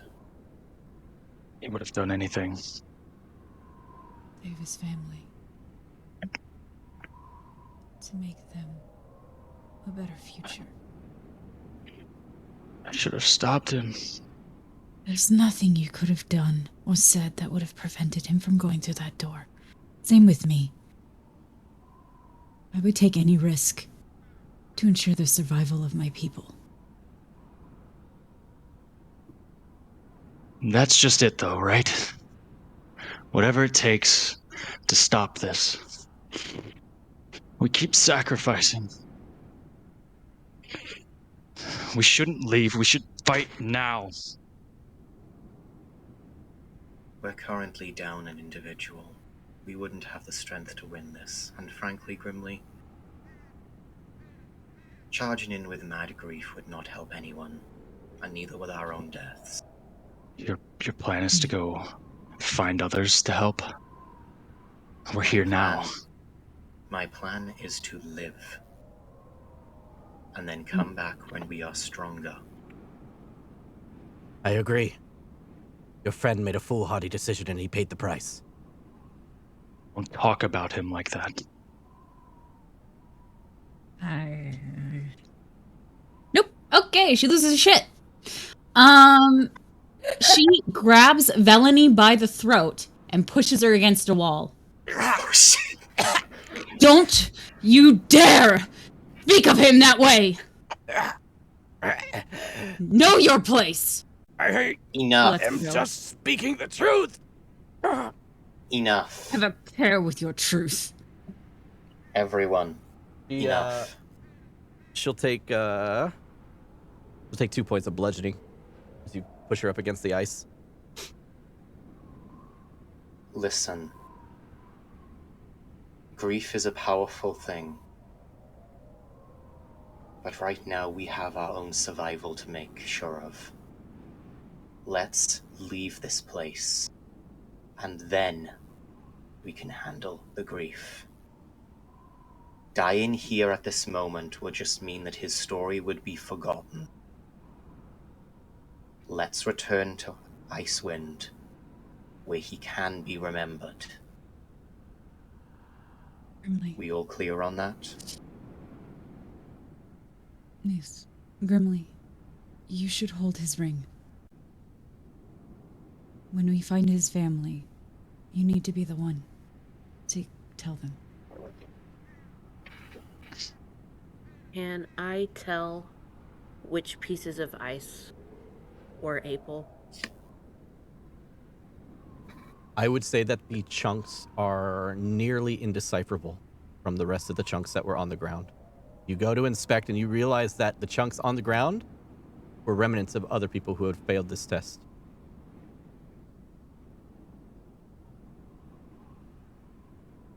Grimly, do you remember which one of these pieces were able? Then I'm going to pick up several large pieces of ice and put them in the bag of holding. You look around and in all of the ice that you see a carved, what looks carved out of ice, a carved kit, a jeweler's kit. Definitely grab that.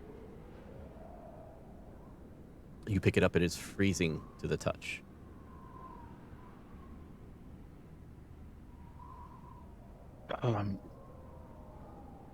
No, it is not to you. I was like, I was just like, wait a minute. You see Velany on the ground. Kinrafa will go Can over we and leave like now? help Velany up. Yeah. She kind of takes one arm and like places it on you to kind of boost herself up. She says, "Can we leave now? I must do research on the book." Yes, we should. Come on, Gribbly. Leodil. Yeah. Is Grimly still kneeling?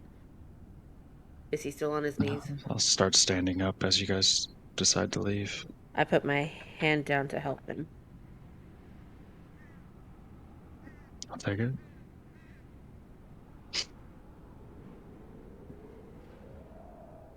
Let's just hope the griffins are still there. I'll take half the ring and the other ring and kind of match it up. When you put them together, they fuse, and the little tendrils kind of like move and connect again. And I'll take it and place it around the necklace and put it over my head. And tuck it right down behind the brooch he gave me and look at the rest of the group and start walking out.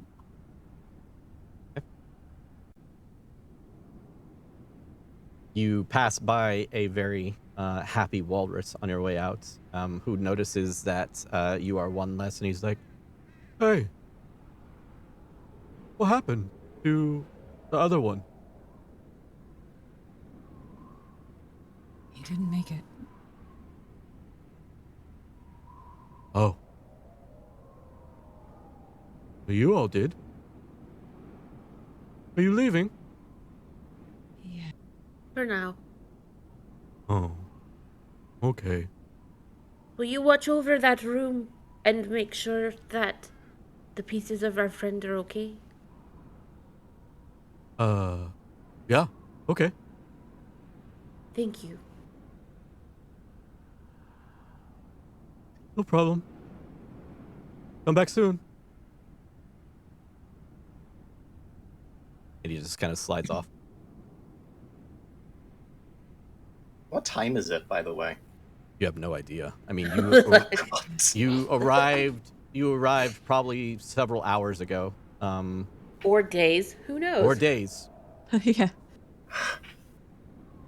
Is that nugget? Let's go and check if the griffins are still there. Yeah. Okay. You make your way up to the second floor, up the large staircase. But because of your crampons, you are able to kind of climb without worrying about slipping. You finally make your way up to the original first level that you guys had come in on. You do see the staircase that leads up with smoke still, or fog kind of just rolling down the steps still as you make your way out. Do you want to continue going out or up the stairs? Kinrava's going out. Everyone's out. Yeah, Kinrava's going out. Okay.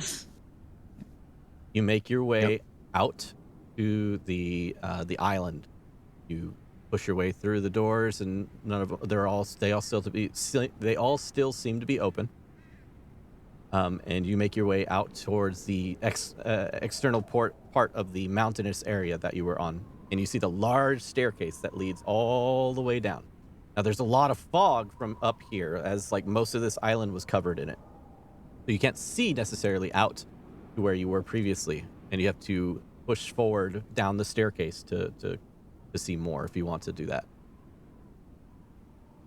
So after about 15 or 20 minutes of climbing down these steps, you begin to see kind of where your because following the steps leads you exactly to where you needed to be, basically from where you had landed, luckily.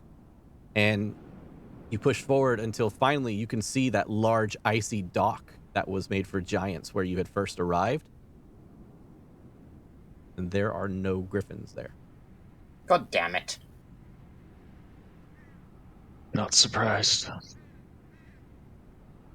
As you arrive, you see too long. As you arrive, you see Percy kind of looking around, sniffing the ground and looking up into the sky. We may have to see if any of those ships are salvageable. Kinrava's going to cast Send In. Okay. Who are you casting to? I'm casting it to the griffins. Oh, God. Okay. According to Send In, anything with an intelligence of 3 or above can understand me. Okay. So, I got 25 words. Hold on. She's going to say, so, we're back. You're not here. I don't suppose you could, I don't know, turn around and come pick us up? At all? In your head, you hear...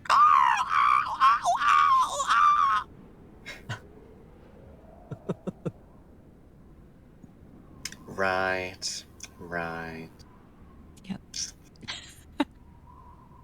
She's about to say something, and then she like notices that Olanu is nearby, and then she just like mumbles under her breath something about plucking them like turkeys. He'll go in. You know, I might have an idea. Valenie also puts her finger up and she says, I also have one, but you go first. I was going to say that we could see how much of the ships are intact, like Olanu just mentioned, and see if we could put something together. But what was your idea, Valenie? I recall when we first set off for this quest that there was another way we could get to this island. The whale? That whale, yes. Maybe there's a way to call upon or get this whale here. I don't know. It was just a thought. Well, if I had an idea of what it looked like or any sort of unique features that it had, I could message it. Grimley will start walking to the edge of the dock. You go out to the edge of the dock, and as you guys hadn't done this before, you get all the way out to the edge of the dock, and at the end of the dock, you see a strange ragtag looking pile of sticks that has been knocked over.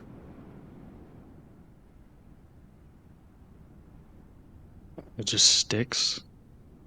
Looks to be like a large pile of sticks. Strange. Nothing significant about them. Can I inspect them? Sure. You start looking through these sticks, and as you look through the sticks, at the very bottom, you notice a large, what looks to be like a bronze-ish looking bell. I'll pick up the bell. Pick up the bell. It's about the size of your head.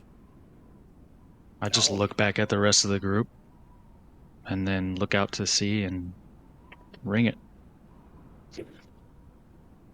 You ring the bell. Let me... When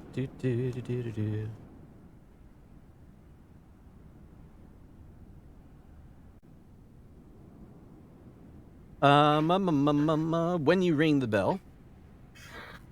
I'll be a second.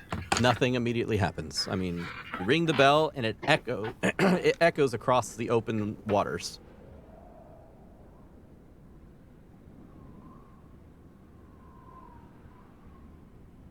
Strange. I don't think anything's happening. I found this bell. Yeah. I don't know what it's for. Start walking back to the rest of them. Yep. You walk back to everybody. Soon after you ring the bell and you get back to, because I mean it takes you like a minute to kind of walk back across this giant port of sorts, the actual dock. Get all the way back, and when you get back, you start to see a few shadows starting to circle above head. You see this? That bell for a dragon? You can count 3 shadows. I'll duck by a... Is there any, like, in our surroundings, is there poles? Is there anything for cover? No. Or is it just an open dock? It's an open dock, and it was a large kind of like outcropping of land, and that is essentially it. I would say, if anything, it has like small rocks or whatever, but nothing like, no trees, no anything like that. Just around, it's just open. Then I draw my axe and just prepare myself for whatever descends. Okay. Alana would do the same with her glaive. You pull your glaive, you pull your axe, Leodin, are you doing anything?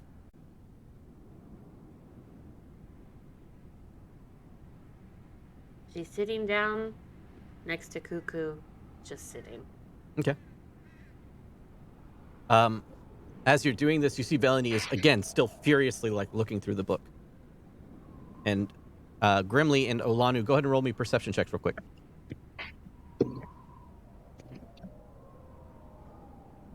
I don't see shit. What? I don't see shit. I don't see shit. All right. 10. A 10. Okay, so neither one of you can really tell what you see above you. You just know that they are flapping, so they are avian-like. There's, like I said, 3 of them. And they're just circling, or yeah, they're circling you for now. But as you kind of like look up and you have your weapons drawn and everything like that, they begin to dive bomb after you. And they break through like the fog enough to where you can finally see them. But because you have already prepared your weapons and everything like that, they do not surprise you. And coming down at you, you see 3 giant vultures. Fuck yeah. And go ahead and roll for initiative. Cool. Cool. I'm ready to tear some fucking shit up. God damn it, Abel. Okay. Okay. So you need to roll for initiative, Seth. Yeah, go ahead and roll for initiative, Seth. What We're getting happened? attacked by giant vultures. Yeah. Okay. I don't know if you where did you drop off there? Did you hear about Grimly getting the bell? I heard him ringing the bell. Okay, so apparently it is like summoned some vultures or something like above you. It has gathered the attention of vultures and they are circling you and attacking right now. So go ahead and roll for initiative. Okay, that is 19. My bad. My bad. I rolled a 19. Okay. So if you're a content creator of it. And then we got let's go down the line. Grimly, we got 21. Whoa, cameras went crazy. Rolled 9. Why did everybody rearrange? Did we drop somebody? We did not drop anybody. What happened? No. What the fuck? I don't know. I don't see me on camera. Yeah, I know. What the fuck happened? Should I leave and come back? No. Second. Yeah, it froze, but I reloaded it. There we go. I don't know why it rearranged everybody. So anyways, Grimly, what did you roll for initiative? 21. 21. 19 plus 2. Very nice. Okay, so we got 19 and 21. Olanu, what do you got? 5. Excellent. And Leodin? Well prepared. 13. All right, cool. So we start off with Grimly with a 21. Good. Are they in range yet? They're about 15 feet above you. As I said, they didn't get a sneak attack round, so they're kind of like on their way to you. Okay. Easy. I will cast... no, I'm not going to cast shit. Yeah, fuck it. I cast Hunter's Mark on the one that's closest to me. Okay. And wherever trajectory it's taking, I'm going to move to that area. Yep. Maybe closer to Laodin to make sure she's okay because she was sitting. And prepare an attack for when it hits range. Okay. I will prepare, just an attack with my axe. Sounds Actually, I'll drop the shield too and just take a 2-hand. That'll be my action. Okay. Sounds good. All right. Kin, you're up next. But I would like to say... No, I'll say it when it's their turn. Go ahead. Keep going. Okay. So they're 15 feet up? 15 feet. And they're all like bunched up. They're like all 5 feet away from each other. How many are there? 3. I cast Fireball. Okay. So I'm going to go ahead and roll. 1 fails, 2 save. Alrighty. Come on, D&D Beyond, be nice to me.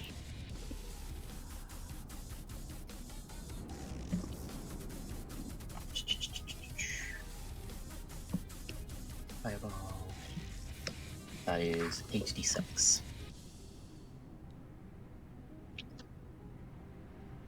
Alright, that is 31 points of... You know what, let's be mean. I'm gonna make it acid damage. Okay.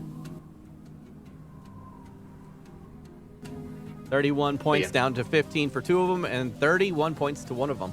So as the beam comes out of your hand, it like hits the first one directly in the face, which takes the brunt of it, and the other 2 are able to kind of like dodge from there. But it explodes in a like gargantuan green explosion, just kind of like a firework going off in the air. And they all push through, but the first one looks to be like shaking its head on the way down. Okay. Next up is Olanu. Olanu, again, you notice that you do not feel any cold whatsoever. It is basically even more noticeable than your Goliath self in like the mountains and just being, you know, basically resistant to cold or whatever. You feel that you are immune to cold. On top of that, a strange feeling that you are not used to, especially, encompasses your whole being. And you feel like the tips of your fingers kind of like tingling a bit. And like circling your hand are like strange, like a flow of snowflakes that basically, like when they fall from the sky, they kind of get caught in your hand as if like a gravitational force is pulling them around, like a moon around your hand. And that's currently like what's just circling around your hand, and your hand tingles. Now, meta-wise, you don't know what that is, but meta-wise, you can now, as well as Leodin, you can now cast the Cone of Cold spell once per day for free. Oh shit! Yeah. And your save is 15.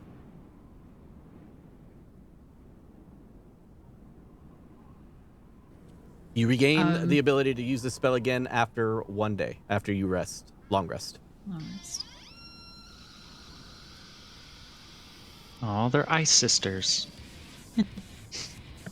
Yep. Their glowing eyes still fucking off-putting as hell. So, and they're not like subtly glowing. They're like, wow, they're like headlights. Ooh, do I now have dark vision? No, no, you do not. That'd be amazing. You have like, you have a vision out to 4 feet. Dummy mommy Auril doesn't love you that much.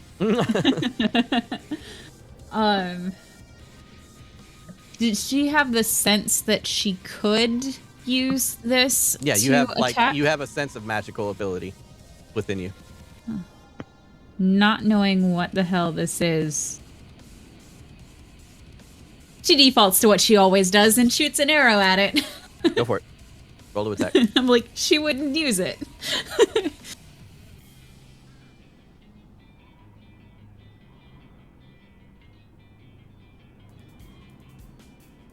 Y'all actually got a spell that heals, Auril? 14. 14 damage? Okay. Yeah. Oh, no, Or 14 to hit. 14 hits. 14 hits. Okay. 8. 9 damage total. Okay, 9 damage on the first guy. The first vulture drops out of the sky. Well, it's like it's dropping already as they're all kind of dive bombing, but you see it go limp and like its wings kind of like start to like weirdly kind of flop in the air as it falls.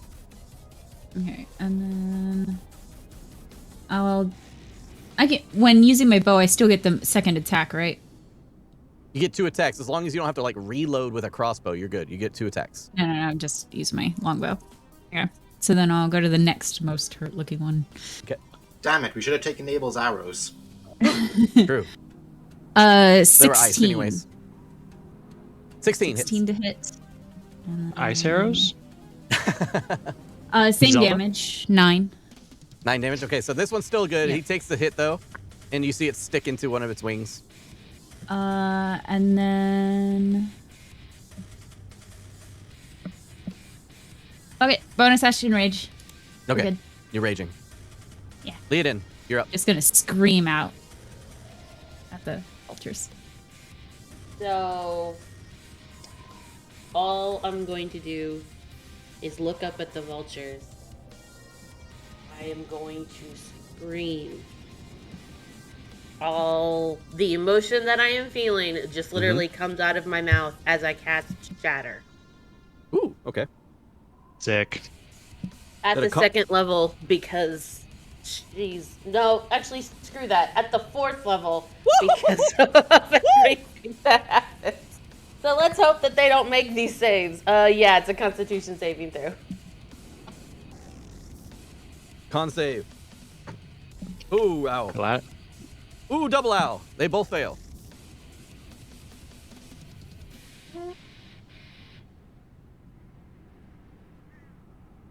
I'm glad I didn't waste a spell slot. I probably just wasted a rage. That is, Probably. oh shoot, math.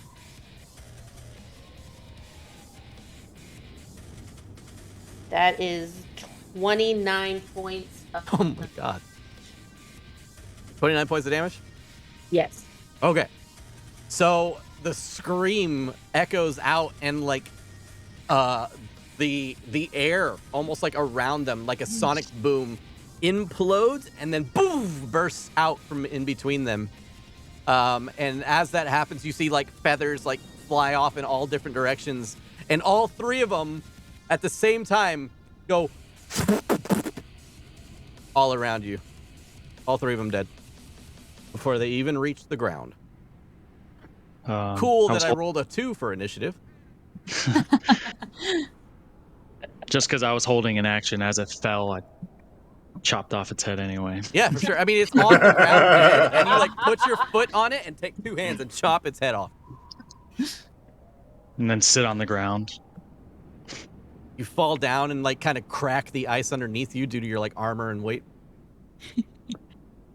Is there anything left of the arrows that I shot at those birds? Go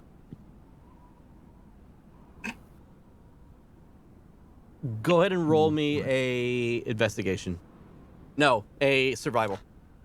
Okay, better at that. Okay. 23. Yeah, you can recover both arrows. Okay. Okay. They land around you, limp on the floor, and you hear Velany saying, "We need to rest. While we're resting, I'll read up on the book." Yeah. I will also join you for that, thank you. Should we seek shelter in one of the ships so we're not out in the open? I can put up my bubble, don't worry. Okay. Literally nothing can get through that without my permission. I'll also study the book with Velany as well. Very well. So Kinrava's gonna like spend some time putting up the dome, but once the dome is put up, like, and everyone is sort of like settled down, she's gonna use her last 3rd level spell slot to cast Send in again. Okay. Who are we talking to? She's gonna send it to the Griffins again. Oh no. This is gonna go well. Okay, alright. She's gonna make sure that Olanu is like nowhere near her as she's like doing this. Yep. I will find your feathery asses. I swear on Lolth and everything she stands for. I will find you. I will skin your children. Jesus Christ. The response is, Can I make an intimidation check? Sure.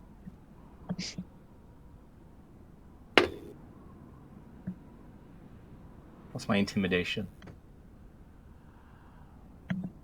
Oh, that's a 22. Jesus. Sure. You have probably intimidated them. All right. You That's feel all, that's that all I wanted to do. you feel that the response was a bit shaky. They Okay. have no clue who's talking to them, but they're like, "What the fuck was it?" Okay. And yeah, then she's going to spend the rest of the thing like studying the book with Velany. And she will make sure that she is studying the book with Velany, whether she likes it or not. What, Velany likes it or not? Yes. Oh, she doesn't care. Yeah. Yeah. She kind of like puts the orb on the ground next to her. And you can hear her kind of like muttering as you approach to herself, like speaking the words out loud as she's reading them. And you hear the orb, go on. Go on. Yes. Okay, I see. What? Grimly, are you okay? And the orb sounds like it's absorbing whatever knowledge that she is giving it as, she speaks aloud. And she sees you approaching and she kind of like looks up and just kind of like continues to read. I was gonna like look over her shoulder and like read along with her. Mm-hmm. You see that short rest. This is a short rest, yeah, short rest. And I'm gonna play a Song of Rest. Okay. But it's gonna be really somber. Yeah, of course. You need to if you roll a d6, or I'm sorry, if you roll a hit dice to regain any HP, you also get to add an additional d8, I believe, right? Or is it d6 still? I'm looking. Full HP. Yeah, I also have full HP. This is just literally something that I'm doing. Well, because of what she would do. here. What's her name? So We'll I take. don't know if it matters. It helps Velany. Very good point. Oh, because it's not here. It's elsewhere. 1d6. Cool. Velany regains 4 hit points. No, yes, 4 hit points. Which inadvertently was the amount that Alanu did to her. Anyways, the song goes off, and you see that as you are reading over her shoulder and as she is speaking it out to the orb, in the codicil of white, she flips to a page, and along the top of the page, the title, Rime of the Frost Maiden, of course, catches your attention. Found the compendium. And the Rime of the Frost Maiden is a poem, it looks to be. Let me see. Okay. The words exactly are as such. We bow to she who wears the crown. Let the world shiver with dread. Clad in winter's whitest gown, her snow enshrouds the dead. Her fury sheds but frozen tears as gray clouds issue forth. Her wind across the wasteland shears, bringing blizzards from the north. Ice-kissed flowers caught mid-bloom, beauty kept in all its grace. Summer's gone to its silent tomb, stilling in her cold embrace. All the world in winter's white, sheathed in sleet and ice, set upon never-ending night, she conjures paradise. Behold her everlasting rhyme, see how it covers all. Weep not for those she traps in time, behind her glacial wall. Sovereign of summer's lost, general of winter's war, long live the queen of cold and frost, may she reign forevermore.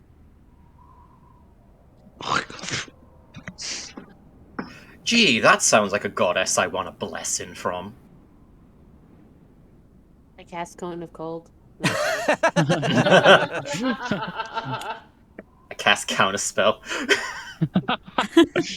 Okay, as all that wacky business is going on, Velany kind of looks up from the book and she says, This is how we should reach the lost city of Ithran. I believe it will open the doorway to the Ragged Glacier.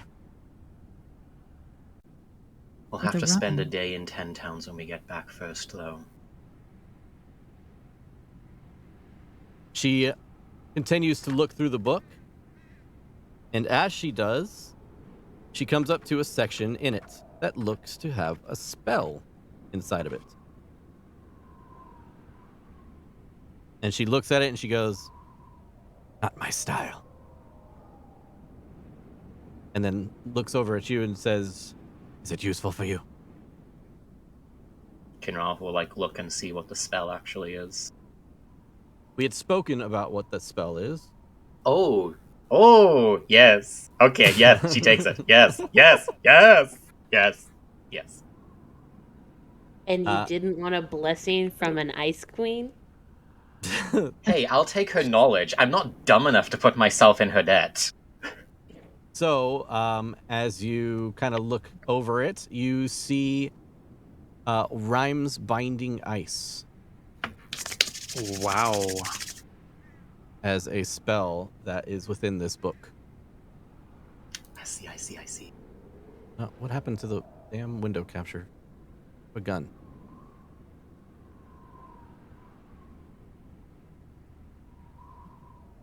Okay. And she will allow you kind of to look upon it. But she just wants you to write it down so that way she can continue studying the book. While she is studying the book, she says, "Wait a minute." And she kind of looks up at you. She says, "I have what I need to enter the Reged Glacier, but I think you might find this interesting." It says here, if Auril was to fall, or the creature she calls upon every night,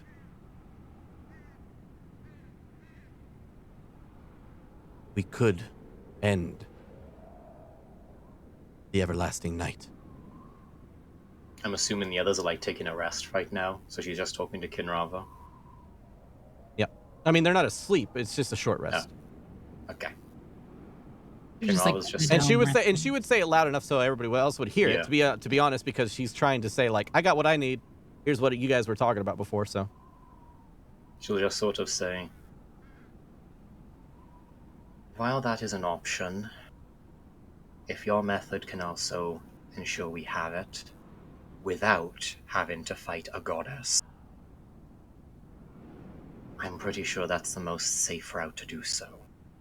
She kind of looks at you and she says, "I don't think you understand. The city of Netheril holds some sort of magic that might help with the weather. But the everlasting night is something completely different. Auril creates the night." Using weapons we could possibly find there then would help us. The simple truth is, we just got a very harsh look at what she's capable of. And I personally don't think we're strong enough to deal with her right now. We have to end both the night and the winter. And the simple truth is, we can't do that right now as we are. No, but we must find a way. We might be able to find weapons or anything in Netheril that could possibly help us. Yeah. Professor Orb, were the Netheril able to create powerful magical weapons that could possibly harm powerful creatures? He kind of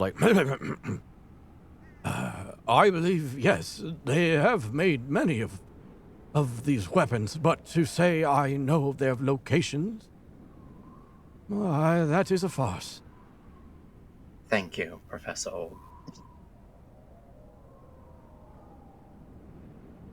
I think it would be a good idea for us to, at least when we get back, if that whale is going to show up, or if we have to make our own boat, whichever way, we'll do it, for us to return to Icewind, take a day to fully grieve what has happened here right now, and also to prepare our supplies. And then we can head out towards this glacier that you believe this place resides in. And hopefully we can find weapons there to help us against what we're going to have to go up against. We also need to inform anyone who knew our friend of his demise. Velany will kind of just shrug and just be like, I'm not sure if leaving her now would be the best, but if you believe she will still be here upon our return,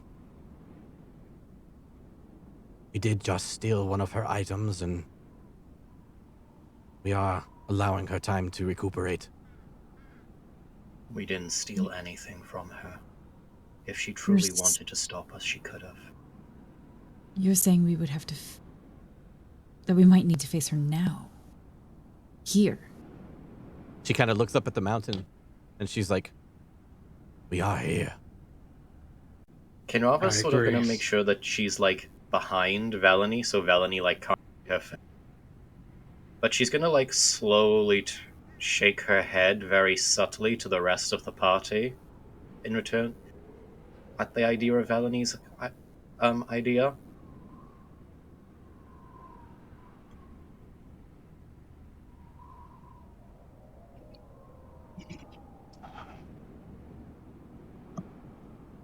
We aren't a whole group. If nothing else, we at least need to try and find, I don't know, another capable fighter, ideally a healer, or anyone that could possibly help us going forwards. Besides, Abel was the one who knew 10 towns the best. I think we're wasting our time. What else are we going to do? We can't get off this rock. If nothing else, how about if we all get a rest and see if that thing shows up, or after that if it doesn't, we can always work on making our own method of getting off the island. How about this? We wait and see if it shows up, and if it doesn't, we take some time to explore the island and see if there's any weaknesses or anything to help us. And then we attack. We wouldn't survive right now, Grimly, no matter how much we prepare. So we just stay here with nowhere way to exit? No, we go I'm going to stand up and start walking towards the nearest ship. Okay. Nearest ship is probably a good 20 minutes away, but you can see it off in the distance. Yeah.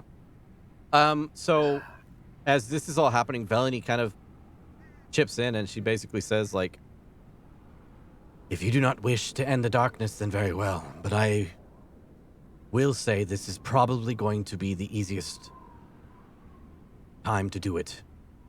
I'm also very much aware that you want all of us to die so you can pilfer that city by yourself. So be silent. She stands up and looks at you. She says, you watch your tongue, young one. Same can be said for you. And she says, very well. May the everlasting rhyme continue.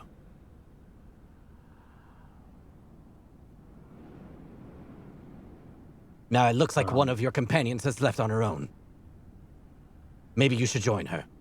She, like, stares you down, Kinra. Kin's not gonna move. Alanu follows. Yeah. She'd rather do something than nothing. Yeah, Grimly will go as well. She sees you all kind of like leaving and Kin staying. She says, I assume you're not going to go then to murder the Ice Queen. I will stay here to study longer. I'll stay here while they go and explore. Do as you wish. Set your team up for failure even more, but that is not my prerogative at this point.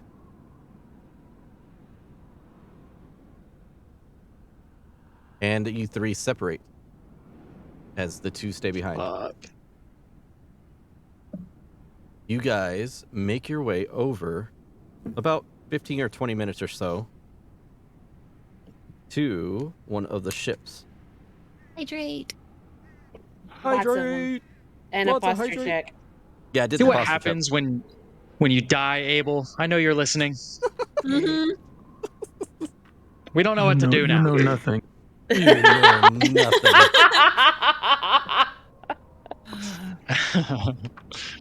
Okay, so Everyone else hear that. Be silent, you dark void of guilt. What I need, let's see. So it is you three. So I need one of you three to roll me a d8, please. Okay. Why not? Let's go. 6. 5. Nope. No, just kidding. Go with the 5. You sure? Yes. No. Oh god. No, you sure? You want to go with the 5? Do it. Okay. So as you approach the ship, you guys are able to walk upon the ice that leads out to it. It looks like it is shipwrecked onto the ice that is causing it to keel over at like a 50-degree angle, basically. And as it's like canted over, you see parts of the ship are exposed to the weather, like it's been broken apart a bit. It's even kind of snapped in the middle, just a hair. And as you approach, the air around you, it is not necessarily windy, as I had said before. It's not windy here. It is just like freezing cold. Not for me. Yep. Yeah, Grimly's the only one cold, I guess. The fog. Give me that damn coat. Seems to cover up a lot of the ship itself. And when you approach, you can see that the ship is about half buried, basically, in the ice. So it's like halfway in and halfway out of the water. When you approach, you can see from a distance Leodin, of course. 3 figures, 2 of which are walking atop the ship, and 1 shadowy figure crosses in front of an opening that has been created due to it crashing upon the ice. 3 humanoid shadowy figures, 2 of them walking atop on the poop deck, and 1 just kind of like within the ship itself. From a distance, you can see that. And from this distance, can I tell how the ship may have been here? How long the ship may have been here? Is that what you said? No, there's no way of telling. Okay. So I see 3 people. Just should let you know. Is it worth getting in a confrontation right now? The ship doesn't look like it can be fixed. Agreed. I don't know about you, though. I could get a little bit more of my grief out. But we don't have to go for it if you don't want to. I just keep thinking that we shouldn't waste this opportunity. To go try and kill the goddess. Yes. So Abel died prepping to kill the goddess. I kind of don't think we can handle her now.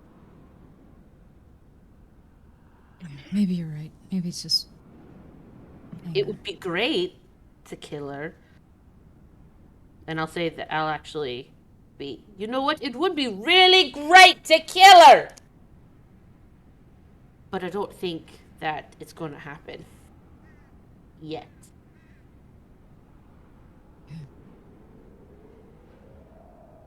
When you yell out like that, the 2 figures on top of the ship stop moving and turn in your direction. And from a distance, you can see small white orbs for eyes basically looking at you. And then suddenly they make like a weird, strange like movement and disappear from sight. So they just disappeared. That's great. Is the one that was in the ship, is that shadowy? You had seen it cross and disappear. Okay. Like you had just seen it walk by, basically. Do we keep going? I don't know. I don't care. We're already here. Let's go. I'll didn't start running understand. towards it. Oh shit. Okay. Okay. You run towards it, and the ship is old. It looks to be kind of beat up by time. From that distance, you weren't able to see it, but as you approach now, you can see the wood is kind of rotting. The only reason it's still like able to be kept up is because it's frozen solid, essentially, from the winds or from the cold. But you approach and you don't see anything. It's just a broken ship. Yeah. As I'm running up, I'm casting protection from good and evil on myself. Okay.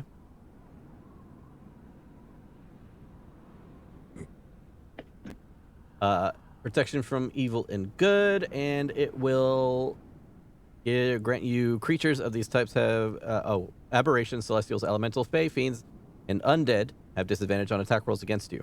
You can also not be charmed, frightened, or possessed by them. Cool.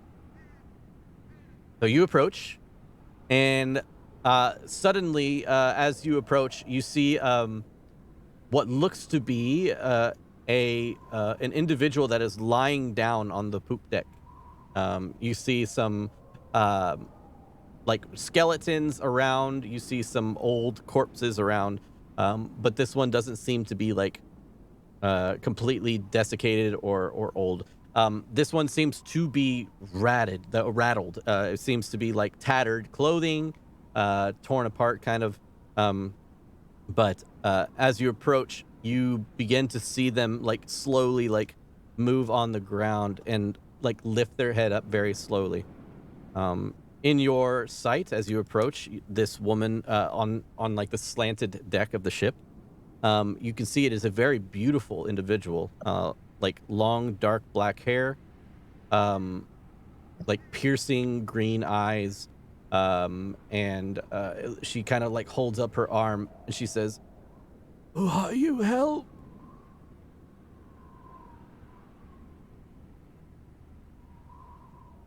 I guess I'm the first to approach. Yeah, you ran off, didn't you?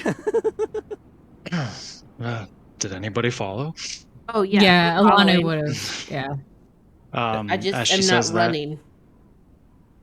We'll say that you're a good like 2 actions away, 2 turns away. Okay.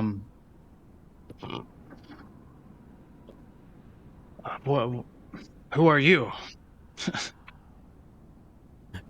She like coughs, and you can see a little bit of blood, like dark blood, kind of come out of her mouth. And she just looks and she says, "My name is Amanda. I'm so cold. Help!" Do I hear anything? Is there anything else going on, or is she just there by herself? She's just there by herself. And the corpse on the ground, is that her, or she's off to the side and the corpse is still on the ground? There's like scattered amongst her. There are some dead bodies and stuff like that. But she is just like tattered and looks to be cold because of her tattered clothing, and she is all by herself in the center. I'll jump up onto the boat. She says, "Be careful, it looks fragile." Okay. The body, does it look like it's moving at all? Yeah, she kind of like lifted her arm up and like, you know, moved her head up to look at you. Is that what you're asking? I'll reach down to help her up. Okay. You reach down and like she's like slowly like reaching up, her hand is like shaking, and she looks up at you and grabs your arm, but she grabs it with like force. Mm-hmm. And she looks at you and grins. And her hand that grips you slowly elongates, and her nails sharpen into blackened, sharpened fingernails. Her face like starts to droop in place, and all her skin kind of falls down to the side. One cheek falls away nearly completely, leaving like you can see the bones through the skin. And one eye just completely just rolls into her head, not rolls back, but like bloop, just disappears into the back of her head, leaving like a void where her eye was. Her nose elongates, and a large wart starts to grow out of her head, and like a wart kind of grows out of her cheek. And Let's she goes, go. I need you to roll for initiative. Fuck yeah. All of us, right? Yeah, you guys are still currently 2 turns away, as that was his deal. But yes.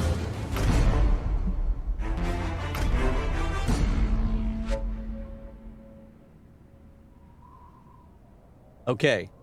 So Grimly, what'd you get? A 13. Ooh, that means you go first. Okay, so I'll wait to grab your guys' initiative, but we'll say you guys are 2 turns behind. So initiative is Grimly, you're up. After that happens, she's grabbing my arm, right? Mm-hmm. She kind of like gripped it. Yeah, she gripped onto your arm, and her hair, that black hair, has turned to like almost like wavy kelp. So as she grabs my hand, I grip her forearm as well, and I rear back like and then just bury my axe into her face. Okay. I'll pull her into it. Yeah. Well, go ahead and we'll say that you roll with advantage. We'll say that you have like her gripped because she gripped you and you like return the grip. Okay. That is a 15 to hit. 15, I believe, does hit. Yep, it hits. Sweet. You would have also noticed many of her teeth fell out while she was like smiling and laughing at you. So I'm gonna take 2 strikes anyways. So. Yep. I rolled a 7 plus 3 for the first hit. So, we mean damage. 10, okay. 10 damage. Yeah. Okay. 10 damage. Second hit. Is the second hit? Well, I just rolled a 14. Let's see if I get a 20. Nope. So the second hit is a 20 to hit. Dirty. Yep, hits. Another D8 plus 3. That is 7 damage, and I will pump a divine smite into it. Okay. Go for it. So 17 so far. And that's 2d8. 2d8? Or 2d6?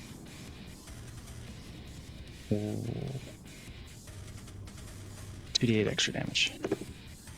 It is an 8 and a 3, so another 11 damage on top. Okay.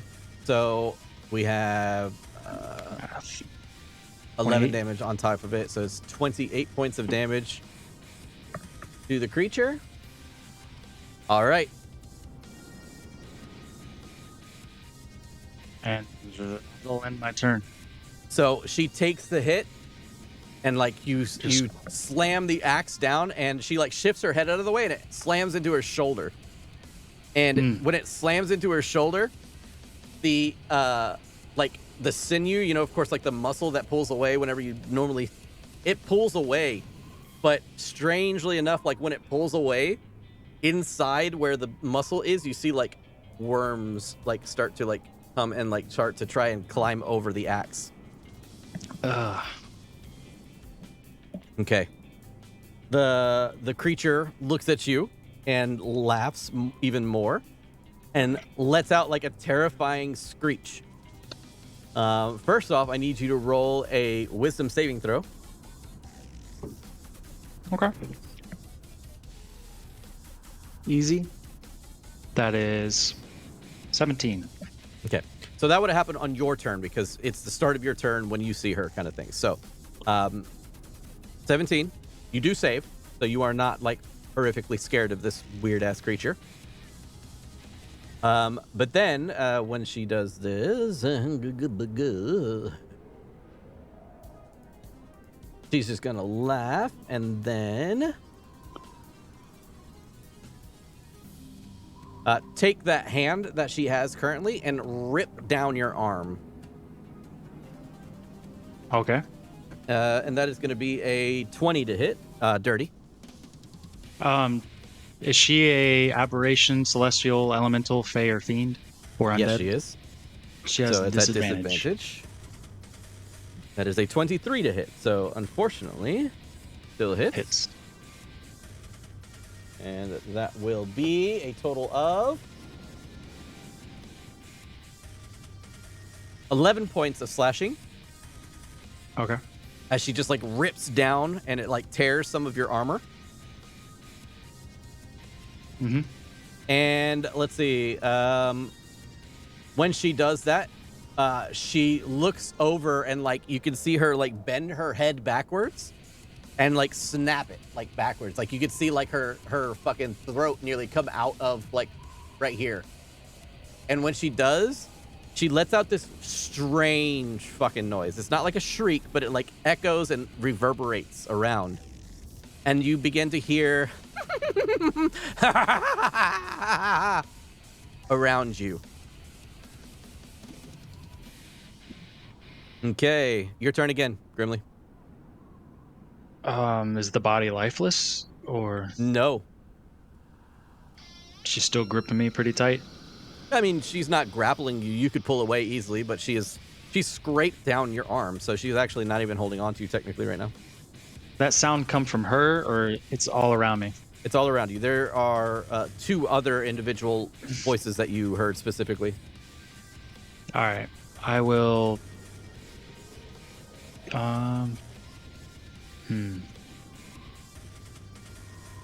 Interesting. I guess take 2. I don't know the difference. Now I hear her around, but I just want to kill whatever is grabbing me, so I'll take 2 strikes again. Natural 20. Natural 20. That'll hit. And I'll go ahead and roll damage for that since it's doubled. So we double the damage dice, right? So you double the damage dice.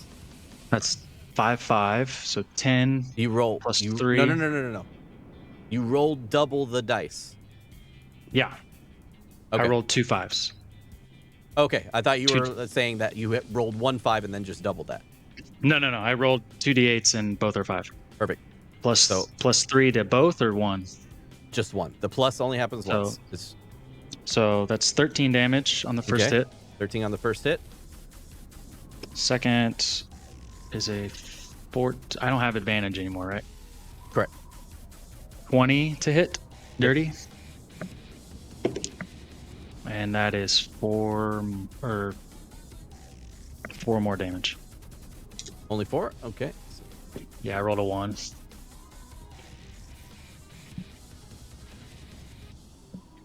Okay. So the creature seems to still be up. You try to like pull the axe out, and when you pull the axe out, like some of the worms had like attached to it, and you pull it out and like snap some of the worms off, and then go in for another attack on that same area. And it starts to like bisect the creature, but she still seems to be moving.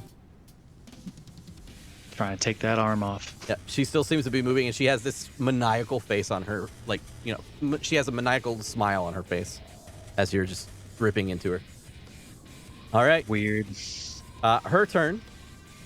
On her turn, you see 2 more individuals. One comes up from like a staircase that leads into the lower chambers, and one of the dead bodies that were lying around kind of gets up and like snaps her neck back into place, and 2 more of these disgusting creatures appear. Of course.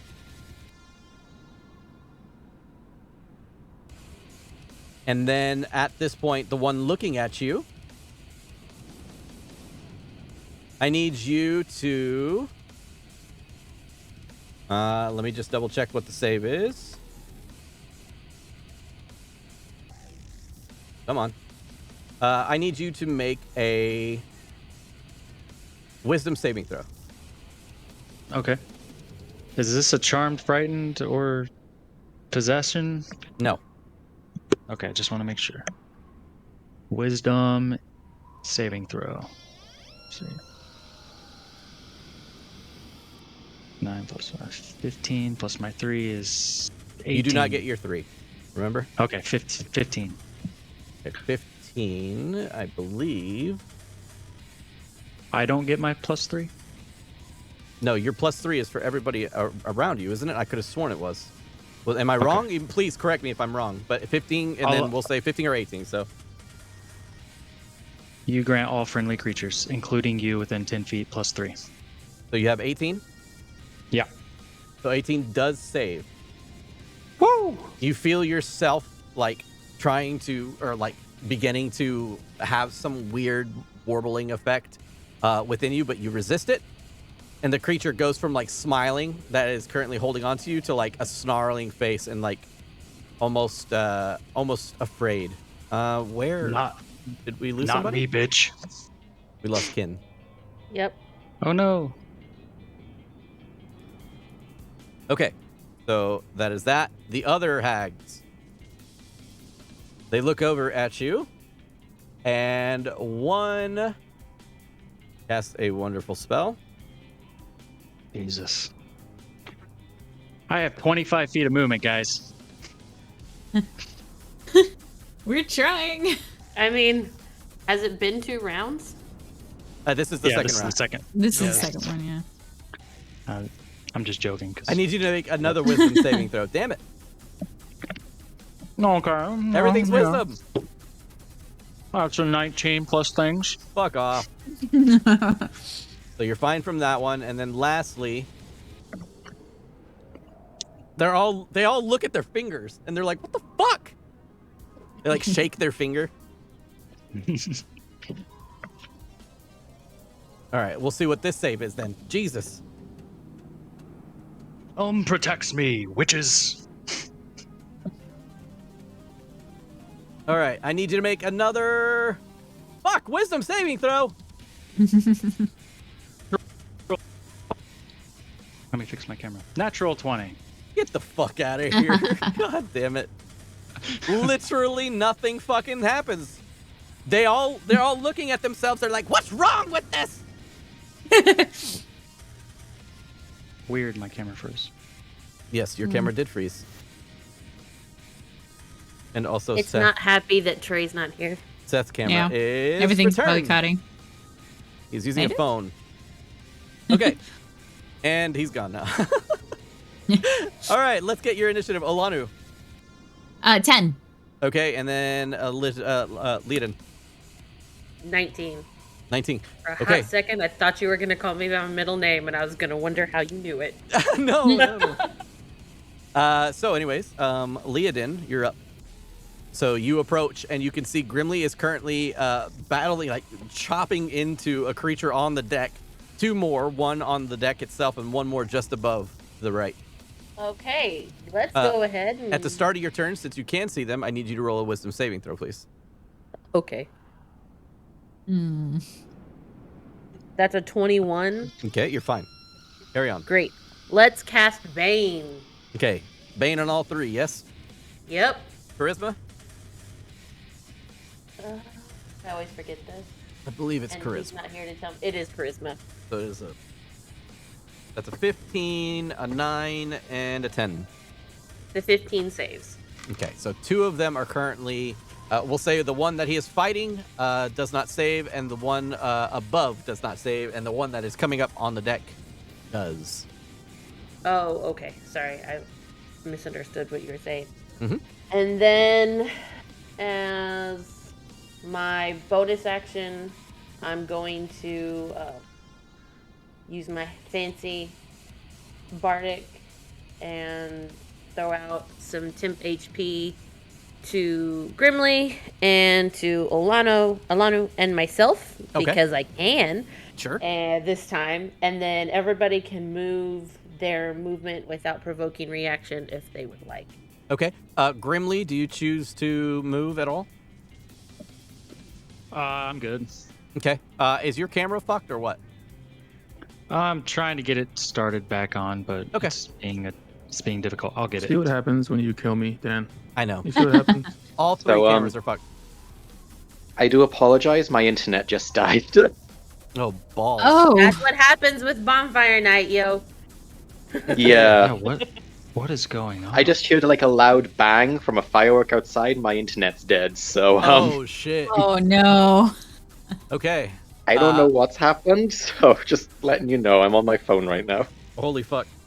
Olanu, you are up. Would you, or not, you're up, but would you like to use your movement? Excuse me. You can get within melee range of any of them if you would like. Okay, cool. Yeah, I will. Okay, which one would you I'll like to be get in up. melee range? So you have One being attacked, one on the poop deck, and then one above. I'd like to get into a flanking position with Grimly Okay. on the one he's going up against. Y'all got Kona cold.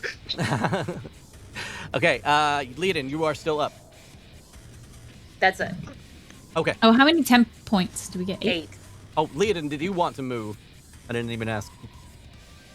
No. Okay. So we'll say you're If still I'm about close 30 enough feet to out. bane him, I'm close enough. Yeah. I am as close as I want to be. We'll say you're still 30 feet out, but you're up, Olanu. Okay, cool.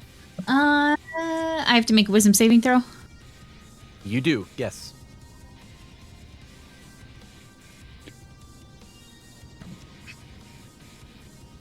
$18. Save. You get the 3. Yes, I did. Still She does. save, but okay. Okay. And I'm gonna attack it twice with my glaive. Okay, attack it twice with your glaive. With advantage. Right in time.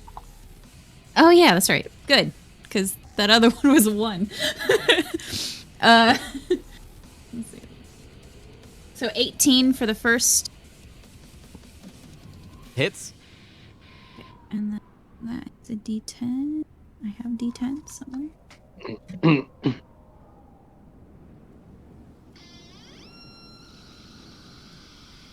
So that's 12 points of damage. Okay. I'm gonna bonus action rage this time. With the 12 points of damage, you like smack the top of Grimly's axe that is currently in the creature and continue the axe down, and it totally fucking like splits the arm off of the creature and like part of her chest. Okay. Is that one dead? Oh, very. Okay, good. Let's go. And I'm gonna run to the next one. Raging. Yep. The creatures are and- screaming right now, like ear-piercing screams coming out of them, seeing what just happened. 16 to hit. A 16 does hit. Okay, and D10.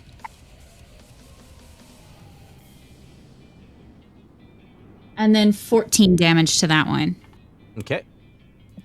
And she's gonna kind of slide herself around, so it gives Grimly an opportunity to get in flanking with her.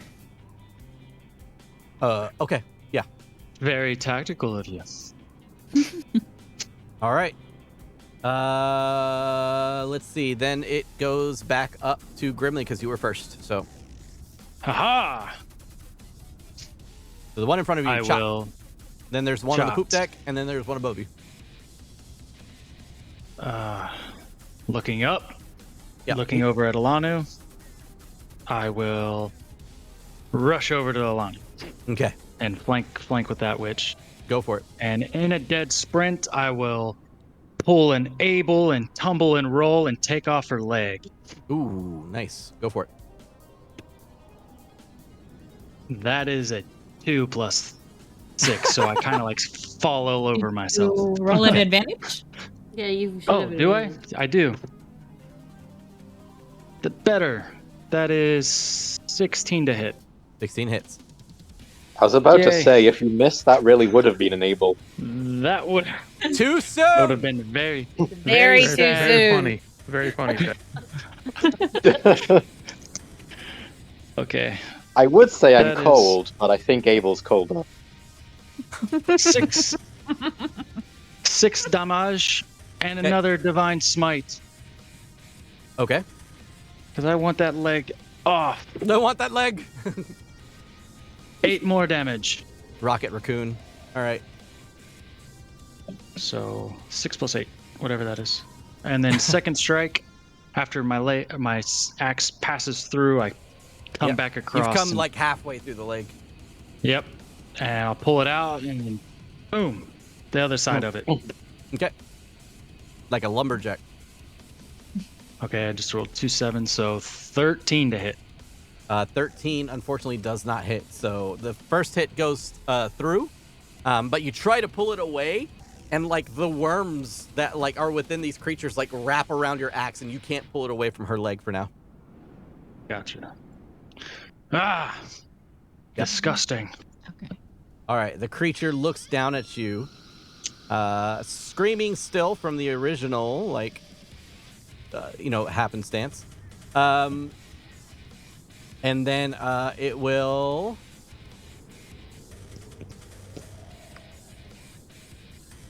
Well, that sucks. It's just going to try to attack you. And then it will be +5, so... That is a 21, but at disadvantage... It gave up on the wisdom spells. It is a 10, so with disadvantage, it still is only a 10. So misses. And then... It quite literally only gets one attack, and these things suck. And... The second hag will run up and flank with you, Grimly. Flanking you and the other creature. So the rolls cancel themselves out, and that is a 16 to hit. That is a miss. Okay. So the creatures, they are trying to cut into your armor, and they just keep scraping, and it makes this horrible screeching noise as their nails kind of claw across it. But they scream and they scream, and the horrible screeching noise, but they can't seem to penetrate through. All right, back to the top. Leodin. All right. So the hag that was in the air is now on the ground? Correct. Is that what I just heard? They are Okay, both great. on the poop deck, and they are lined up like Olanu, hag, and then Grimly, hag. All right. This could kill him, but it's not hungry right now. Cone of Cold, do it. Fucking do it. Yeah, let's do Cone of Cold. I'm really not kidding. Let's do Cone of Cold. Okay. So, how would you like to do this to Grimly? No. Grimly pulls an Abel and freezes into ice. It is a what? Jesus Christ! Too freaking soon! Jesus! Get out of here! You have disadvantage for the rest of the session. You have absolute disadvantage for us. Okay, so first off, I need Code of Cold requires some saves, so I need Constitution saving throw from a 15, and please remember that at least one of them is banged. Correct. So con saves, and Grimly, you roll with disadvantage. Okay, here we go. He wasn't kidding. That is and then with Bane. It's a 19 and a Bane. 13 plus. What is it? Con what save? 15. It's a con save. Oh, easy. So that's 20 plus 3 is 23. Okay. And then with the hags, one gets like a fucking 6, and then the other one with Bane gets an 11. So they also fail, or they fail. And that is going to be 34 points of cold damage on a fail. Okay. So on a success, yep. On a Halved success, up you're looking at 17. 17? Damn. You take 17 He's points really, of cold damage. really mad, yo. The other, well, the creatures that you aim at,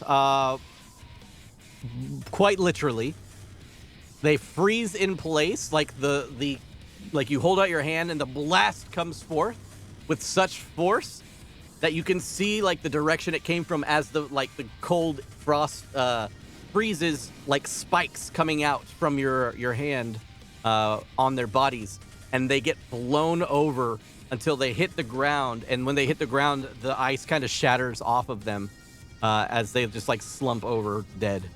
Grimly, you're like holding up your shield trying to block yourself from the cold, and you like have to like smash the cold ice off of your shield, and you have like bits of ice and snow kind of hanging from your beard. Olanu, you turn around and you look, well, I guess you didn't turn around, you're looking directly at it. You kind of brace yourself for the hit, but like during like the few seconds that it's occurring, like literally like blasts of snow and ice passing by you, like the scene from Superman, the really good one that everybody loves. Like a piece or a shard of ice slowly like comes towards your eye in slow motion and smashes against your eye, but like your eyeball, but nothing happens. and you are not cold at all. And the rest of the hags fall to the ground and slump over, dead. He just kind of chuckles, like freezing.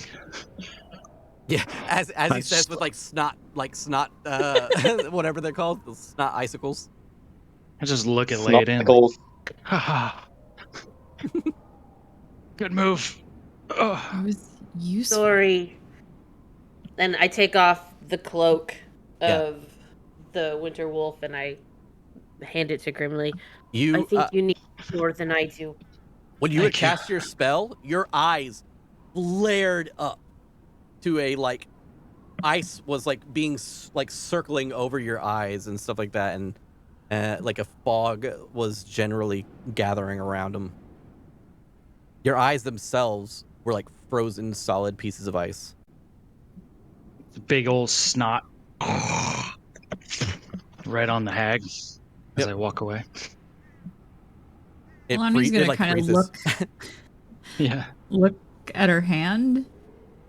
Yep. And then she points it away from everybody and tries to do the same thing.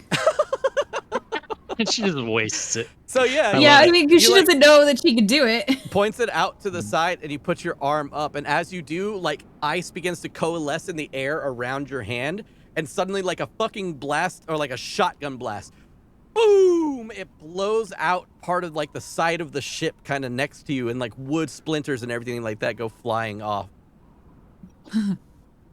That is cool. All the snow that had been encircling you and stuff like that seemed to just fall like normal now. It's amazing. Sounds like a one and done sort of thing. Oh, you can't do it twice. It doesn't seem we can do it twice in a row anyway. I wonder, it'll probably come back after I sleep. Seems like most of our abilities do that. It's weird. As you guys finish off this fight, we pick back up real quick with Velany and Kinrava. Velany is doing a very large attempt to try and prevent you from kind of looking at the book as she walks and reads at the same time. So she's gonna roll stealth real quick. Her stealth was a 16. I think that's actually my passive perception. Okay. I would say this is active perception if you are trying to look at it and she is trying to hide it. Oh, do you want me to roll then? Yeah, if you could. So that's what I'm trying to say. So roll a perception to try and see the page that she is on. Or all right. Unless you're doing my apologies for my camera being a bit funky right now. I don't know what's happened to my internet. No worries. It is currently off, so everybody's camera's in a weird spot, but it's okay. As long as I'm sorry. No, it's no worries. As long as we're actually in the spaces, that's all I care about. Okay, so that is a 19 for my perception. Okay, so you can still read the book. She's trying to elude you, but she sees that obviously you are just tailing her, and she's sighing, basically at every step. Dan, I gotta ask something. Yeah, what's up? What were the stats and abilities of that dagger we found again?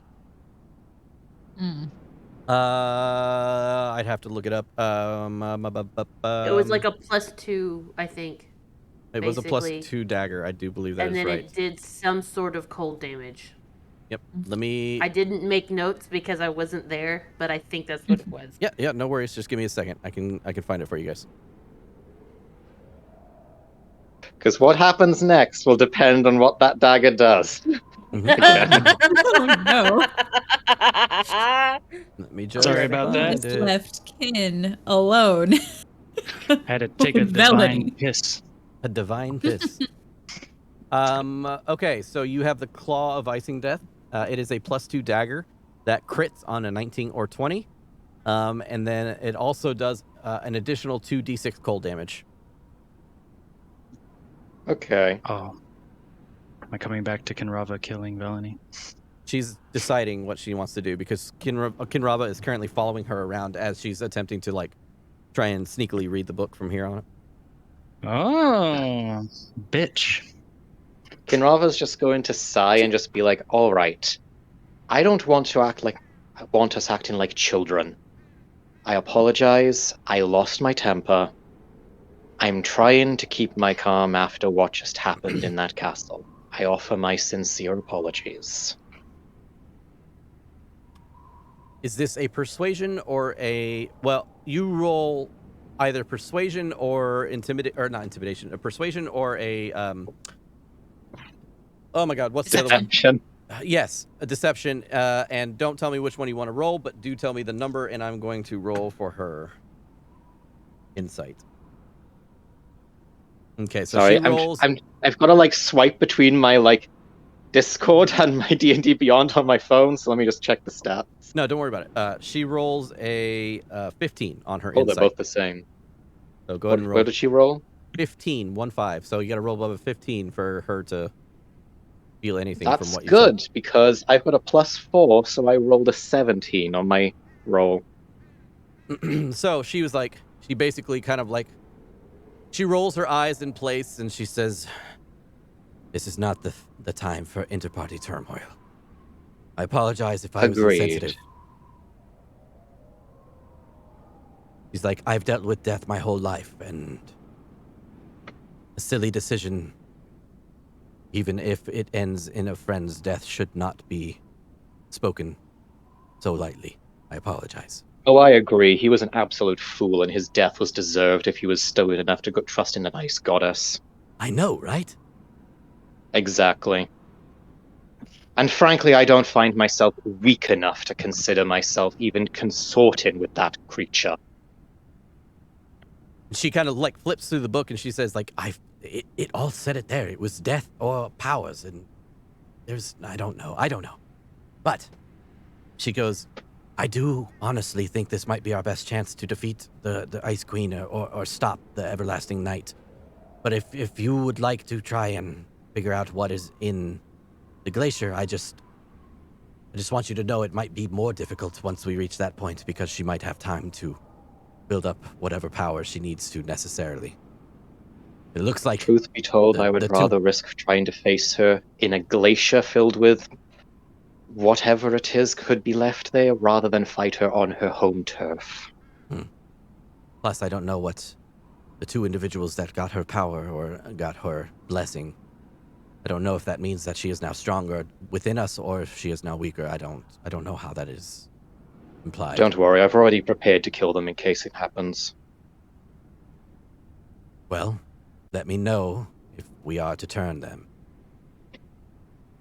Believe me, I will. In the meantime, however, give me any a sign of like that a sign. way? What kind of sign would we have? I need a signal. She uses mage hand and you conjures the little purple hand, and the hand snaps its fingers. There you go, there's the sign. She nods her head and she kind of looks over at the orb. She goes, "You get that?" "Yes, I see it." And then any sign of that whale yet? So as this is going on, your party has been gone for 20, 25 minutes so far. And I'm sure they're fine. Yeah. You look out into the open, because you can see the ship from where you are technically, and you can see it kind of off in the distance. You see a lot of Do I see lights. the explosions of see a lot of frost and lights. ice going on there? You see a lot of See flashing a lights. smite go off. Yeah. You see a lot of flashing lights, almost like fireworks going off in the distance in the dark. But of course, being shrouded by clouds, so you see the clouds kind of lighting up bigger than what they would be, but dissipating. Amazing. Yeah, it kind of looks like anti-aircraft fire, into the clouds kind of thing. But anyways, you see it at a distance, and you're like, they're probably fine. But as this is going down, There we go. Hey, welcome back. Hey. As this is going down, you start to see or hear crackling of ice in the distance behind you. And you turn and you see Valini kind of lifts her head up as she hears it as well, and she stands next to you. And you start to see ice begin to push and move out of the way as a large wake begins to appear in the water. Since we got okay, now here's another question. Since we got, like, a short rest, but Kinrava was looking over Velani's shoulder to read and write down this spell, would she still have gotten a short rest or not? Like, I'm happy if it's not, I'm just trying to figure out if it is. Yeah, I mean, if all you did was read, I would assume that that would equate to a short rest. Alright, fair enough then. So... Okay, so in that case, she would have used Arcane Recovery to have recovered a 3rd level spell slot. Okay, perfect. Okay, just making sure. So, as you are standing there and seeing that the ice is parting, suddenly, something crests above the surface. A strange visual as an arcane bubble of some sort that currently the water is kind of just like cascading off of, creating the visual of something there. A large ship comes up out of the water, cresting up out of the water, and like kind of like slams down into the icy waters and causes like some of the ice to kind of spurt off in different directions. And then the boat begins to rise even more. And underneath the boat, a giant gray whale comes up from the surface and spews out of its blowhole. And it slowly approaches the dock. And when it does, it approaches with several other creatures that are surrounding it. Large horns begin to slowly come out of the water around you as 5 narwhals come up next to it. Mr. Narwhal. You go ahead. Give us a ride. You had something? Kinrava's going to cast Send In. I'm just going to cast Send In to the Griffins again. No. To Leodin. Fuck you, bitch. I got a new ride. Okay. She's going to say, the whale is here, our ride is here, and there's lots of very cute, strange creatures with it. I think you'll like. Come back to the dock, please. I will turn to everyone as I'm like shaking my hand after using the Cone of Cold. So, the whale showed up, and it's got some friends that Kinrava says are like, I'm gonna go. You're like and mid-sentence. Book it. You're like mid-sentence as you're saying this, and out of the corner of your eye, a gleam from below deck catches your eye. Oh no. So you're like, and then you can choose to continue talking, or you can do whatever you want. Okay, so there's the whales here and that.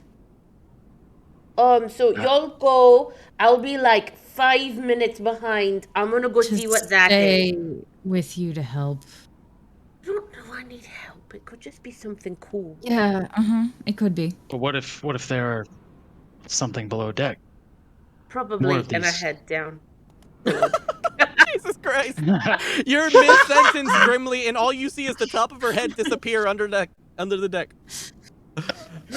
How have you survived to level 7? How is I roll real well.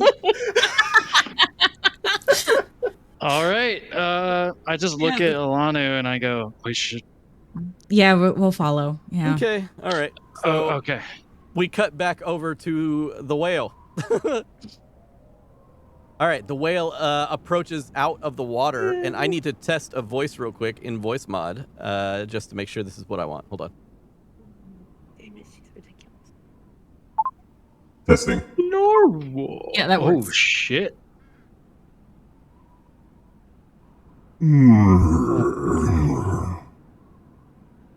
Who summons me? Oh, shit. Okay, Kinrava would have remembered this, but I freaking can't. What was this whale's name again? Oh. Angajuk. Yeah. Angajuk, okay. Angjuk. Great Anjuk. Angajuk. Great Angajuk you. We came to me and my party came to this island in order to try and find a means to end the everlasting Rime. I would like to ask your permission to take us back to shore, towards the Icewind Dale and the 10 towns.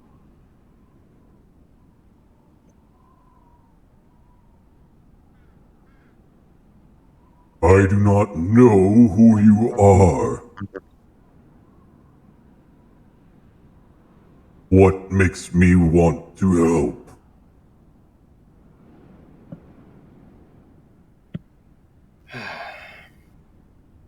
Good question. This avenue might work. Well, I'm sure you have noticed that during this unpleasant time, people have been craving warmth. And during that warmth, if my notes are accurate, they have also been hunting your kind for their oil. Should the everlasting Rime come to an end, which we believe we now have the means to achieve, then I believe that they will stop the hunting of your kind so avidly. So therefore, helping us would also help you. So, speaking on behalf of the entirety of Icewind Dale, I want you to go ahead and roll deception to basically say that we'll basically stop hunting, or at least slow hunting your species. That is a nat 20. Get the fuck out of here! Nice. Wow. Very nice. Nice. Very nice. So that is... Hold on, let me get That's my fine. stats That's up fine. again. That's fine. Good thing it didn't come up when I was over there. Okay. And he kind of you kind of see him like swishing back and forth under the water. Yeah, 24. 24.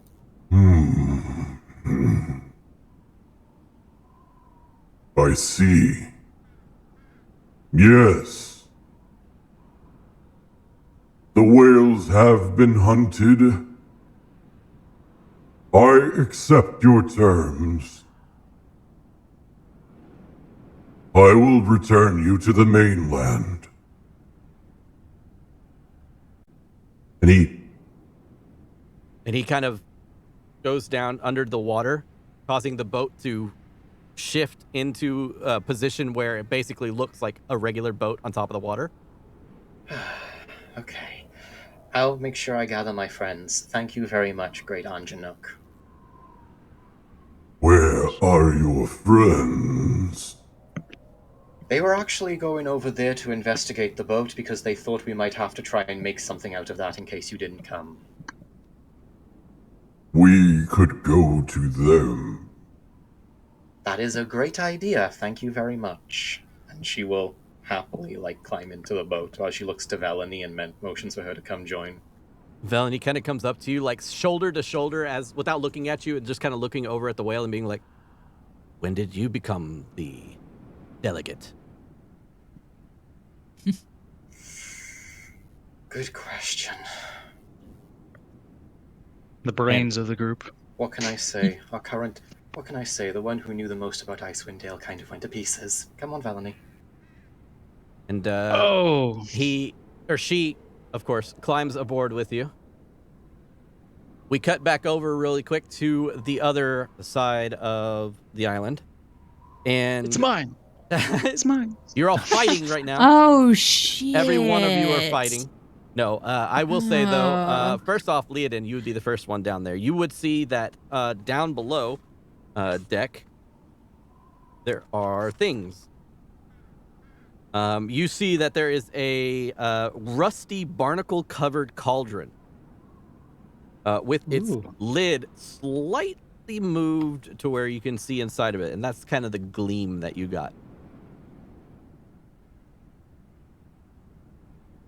What are you doing? Look in the cauldron. Huh? So I'm gonna go up to the cauldron slowly and cautiously, which is abnormal. And can I like peek into it? Yeah, you just look downwards into it, and you see a spattering of gold coins. Ooh. Gold, you say? I lied. Oh. You see a spattering of silver coins. Oh, I was like, oh, okay. Oh well. Does that appear to be the gleam coming out of it? Yeah. Like that's what you caught, like from above deck, just at a distance. Can I do a check on the cauldron since we have been around magical cauldrons? Would you like to detect traps? Yeah, 100%. Let's do that. But that's not what I was doing. I wanted to do something else. But yeah, if you want to do something else, please, by all means. I was no, just thinking, like we I haven't wanted done to that do in forever. I wanted to do both of those things, but let's start with what was traps. the other? Okay, go for I it. want to know if I can look at the cauldron since we've dealt with. I don't want to assume that those were hags, but we've dealt with a hag before with a cauldron, and it had magical properties. I want to see if I can see anything that makes me think it might have. This cauldron too might have magical properties. Okay, so before just like even approaching it, go ahead and roll Arcana before you even roll that perception then. Okay. Or that, not perception, but investigation. 22. Your Arcana check provides you with the knowledge that this is just a regular cauldron. Cool. Now can I check it for traps? Yeah, go for it. Roll investigation. Heard. Bless you. Thank you. That is a 18. 18. You also discover that it is not trapped. Then I'm going to reach in and start grabbing some coins. You die. No. Okay. So you reach in and you push the lid aside and you see a fuck ton of coins. As a matter of fact, you see 2,500 silver pieces, 4,000 copper pieces. You see that there is two things sticking up out of the gold as well. One is a 6-inch tall merman figure carved out of what looks to be pale blue coral. You mean like the dice that are the giveaway for this month? Yeah, exactly. And some sort of liquid in a bottle. I know better than to drink the liquid in the bottle, so I'm just going to grab everything and put it in the bag of holding. Yeah. The bottle you can see is in the shape of what looks to be like a breached whale's tail. Hey, we can breathe underwater now. What? What? You're like, we've seen this before. Oh, is that what Olanu said? Yeah. Okay. So you pick up or look through all these items and everything like that, and Olanu and Grimly, you come up behind them. Or behind her, as she's kind of like prodding through it all. I found a ton of stuff. Yeah, I see that. What this does. Just holding the figurine. And then put it in the... Sells for gold? Maybe. It probably isn't magic. I don't know. You gather about 250 worth. Grimly will step through the bottom of the ship and just search around the rest just to make sure we've cleared it. Okay, so you step into the bottom of the ship. Go ahead and roll a dexterity saving throw, please. Oh, fuck. Oops. Okay, not too bad. Saving throw. That is 22. No, 22. 20. 20 dirty. Okay, you take one step in, and with your heavy armor, you break through the bottom of the ship, and it tumbles out from under you, but you catch yourself on the ledge, and half of you is in freezing cold water. Ah. Alani will come over, try and safely place her feet and pull him out. Okay, you pull him out. Just as you pull him out, you finally get him out. a shadow comes up underneath where Grimly fell through, and a gigantic eye fills the space of the hole. Can And that gigantic eye. Are these them? Oh shit! It spoke. They are indeed. You hear, Come on up, you hear everyone. you hear like a muffled. You hear basically they are indeed from below the water. Kinrava's going to say out loud, "Our ride is here. I suggest you get on quickly. Meet us up deck."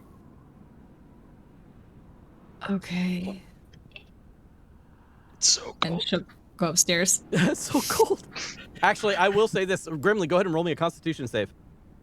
Okay. You're on Auril's island. It's a Nat1. Woohoo! Oh no! You pull him out and he's just literally frozen from the waist down. No, you pull him out of the water, and Grimly, you are so fucking cold that you immediately take 1 point of exhaustion. Yeah. Okay. Wow. I just realized something that we're really lucky about. The fact that he got hit in the face by a cone of cold means any beard oil he would have had is frozen and wouldn't give off any smell. All right. So, okay. You guys all step out onto the top of the deck after gathering whatever goods you wanted to from the Kinrava's inside gonna of it. be like just standing on like the edge, the front of that boat on the whale's like. Yeah, so like you guys wouldn't see the whale. All you would see is Kinrava has made her way up to where there's like an opening in the ice, and she is atop a large ship. And strangely enough, like, also you see comrades. water. Yeah, you see water kind of slowly, kind of like dripping off of what looks to be like a magical barrier because it's invisible, but you see the water kind of slowly dripping down the sides. And she like sort of flicks her hair a little bit as it's coming down and just goes, "Comrades, we have our ride." Interesting. Good work. You see gigantic straps that encompass the bottom of the ship, kind of below the water or whatever, and they look to be wrapped around some sort of creature. And you kind of course, infer that it's probably that whale. But around it, surrounding it, like floating and kind of shooting through the water, you see the narwhals that are following it as well. Cute. Anjanak, Winter's End, Anjanak. Winter's End, mine. Andajuk, right? The ship kind of shakes and tilts and stuff like that. It's like, Ongajuk.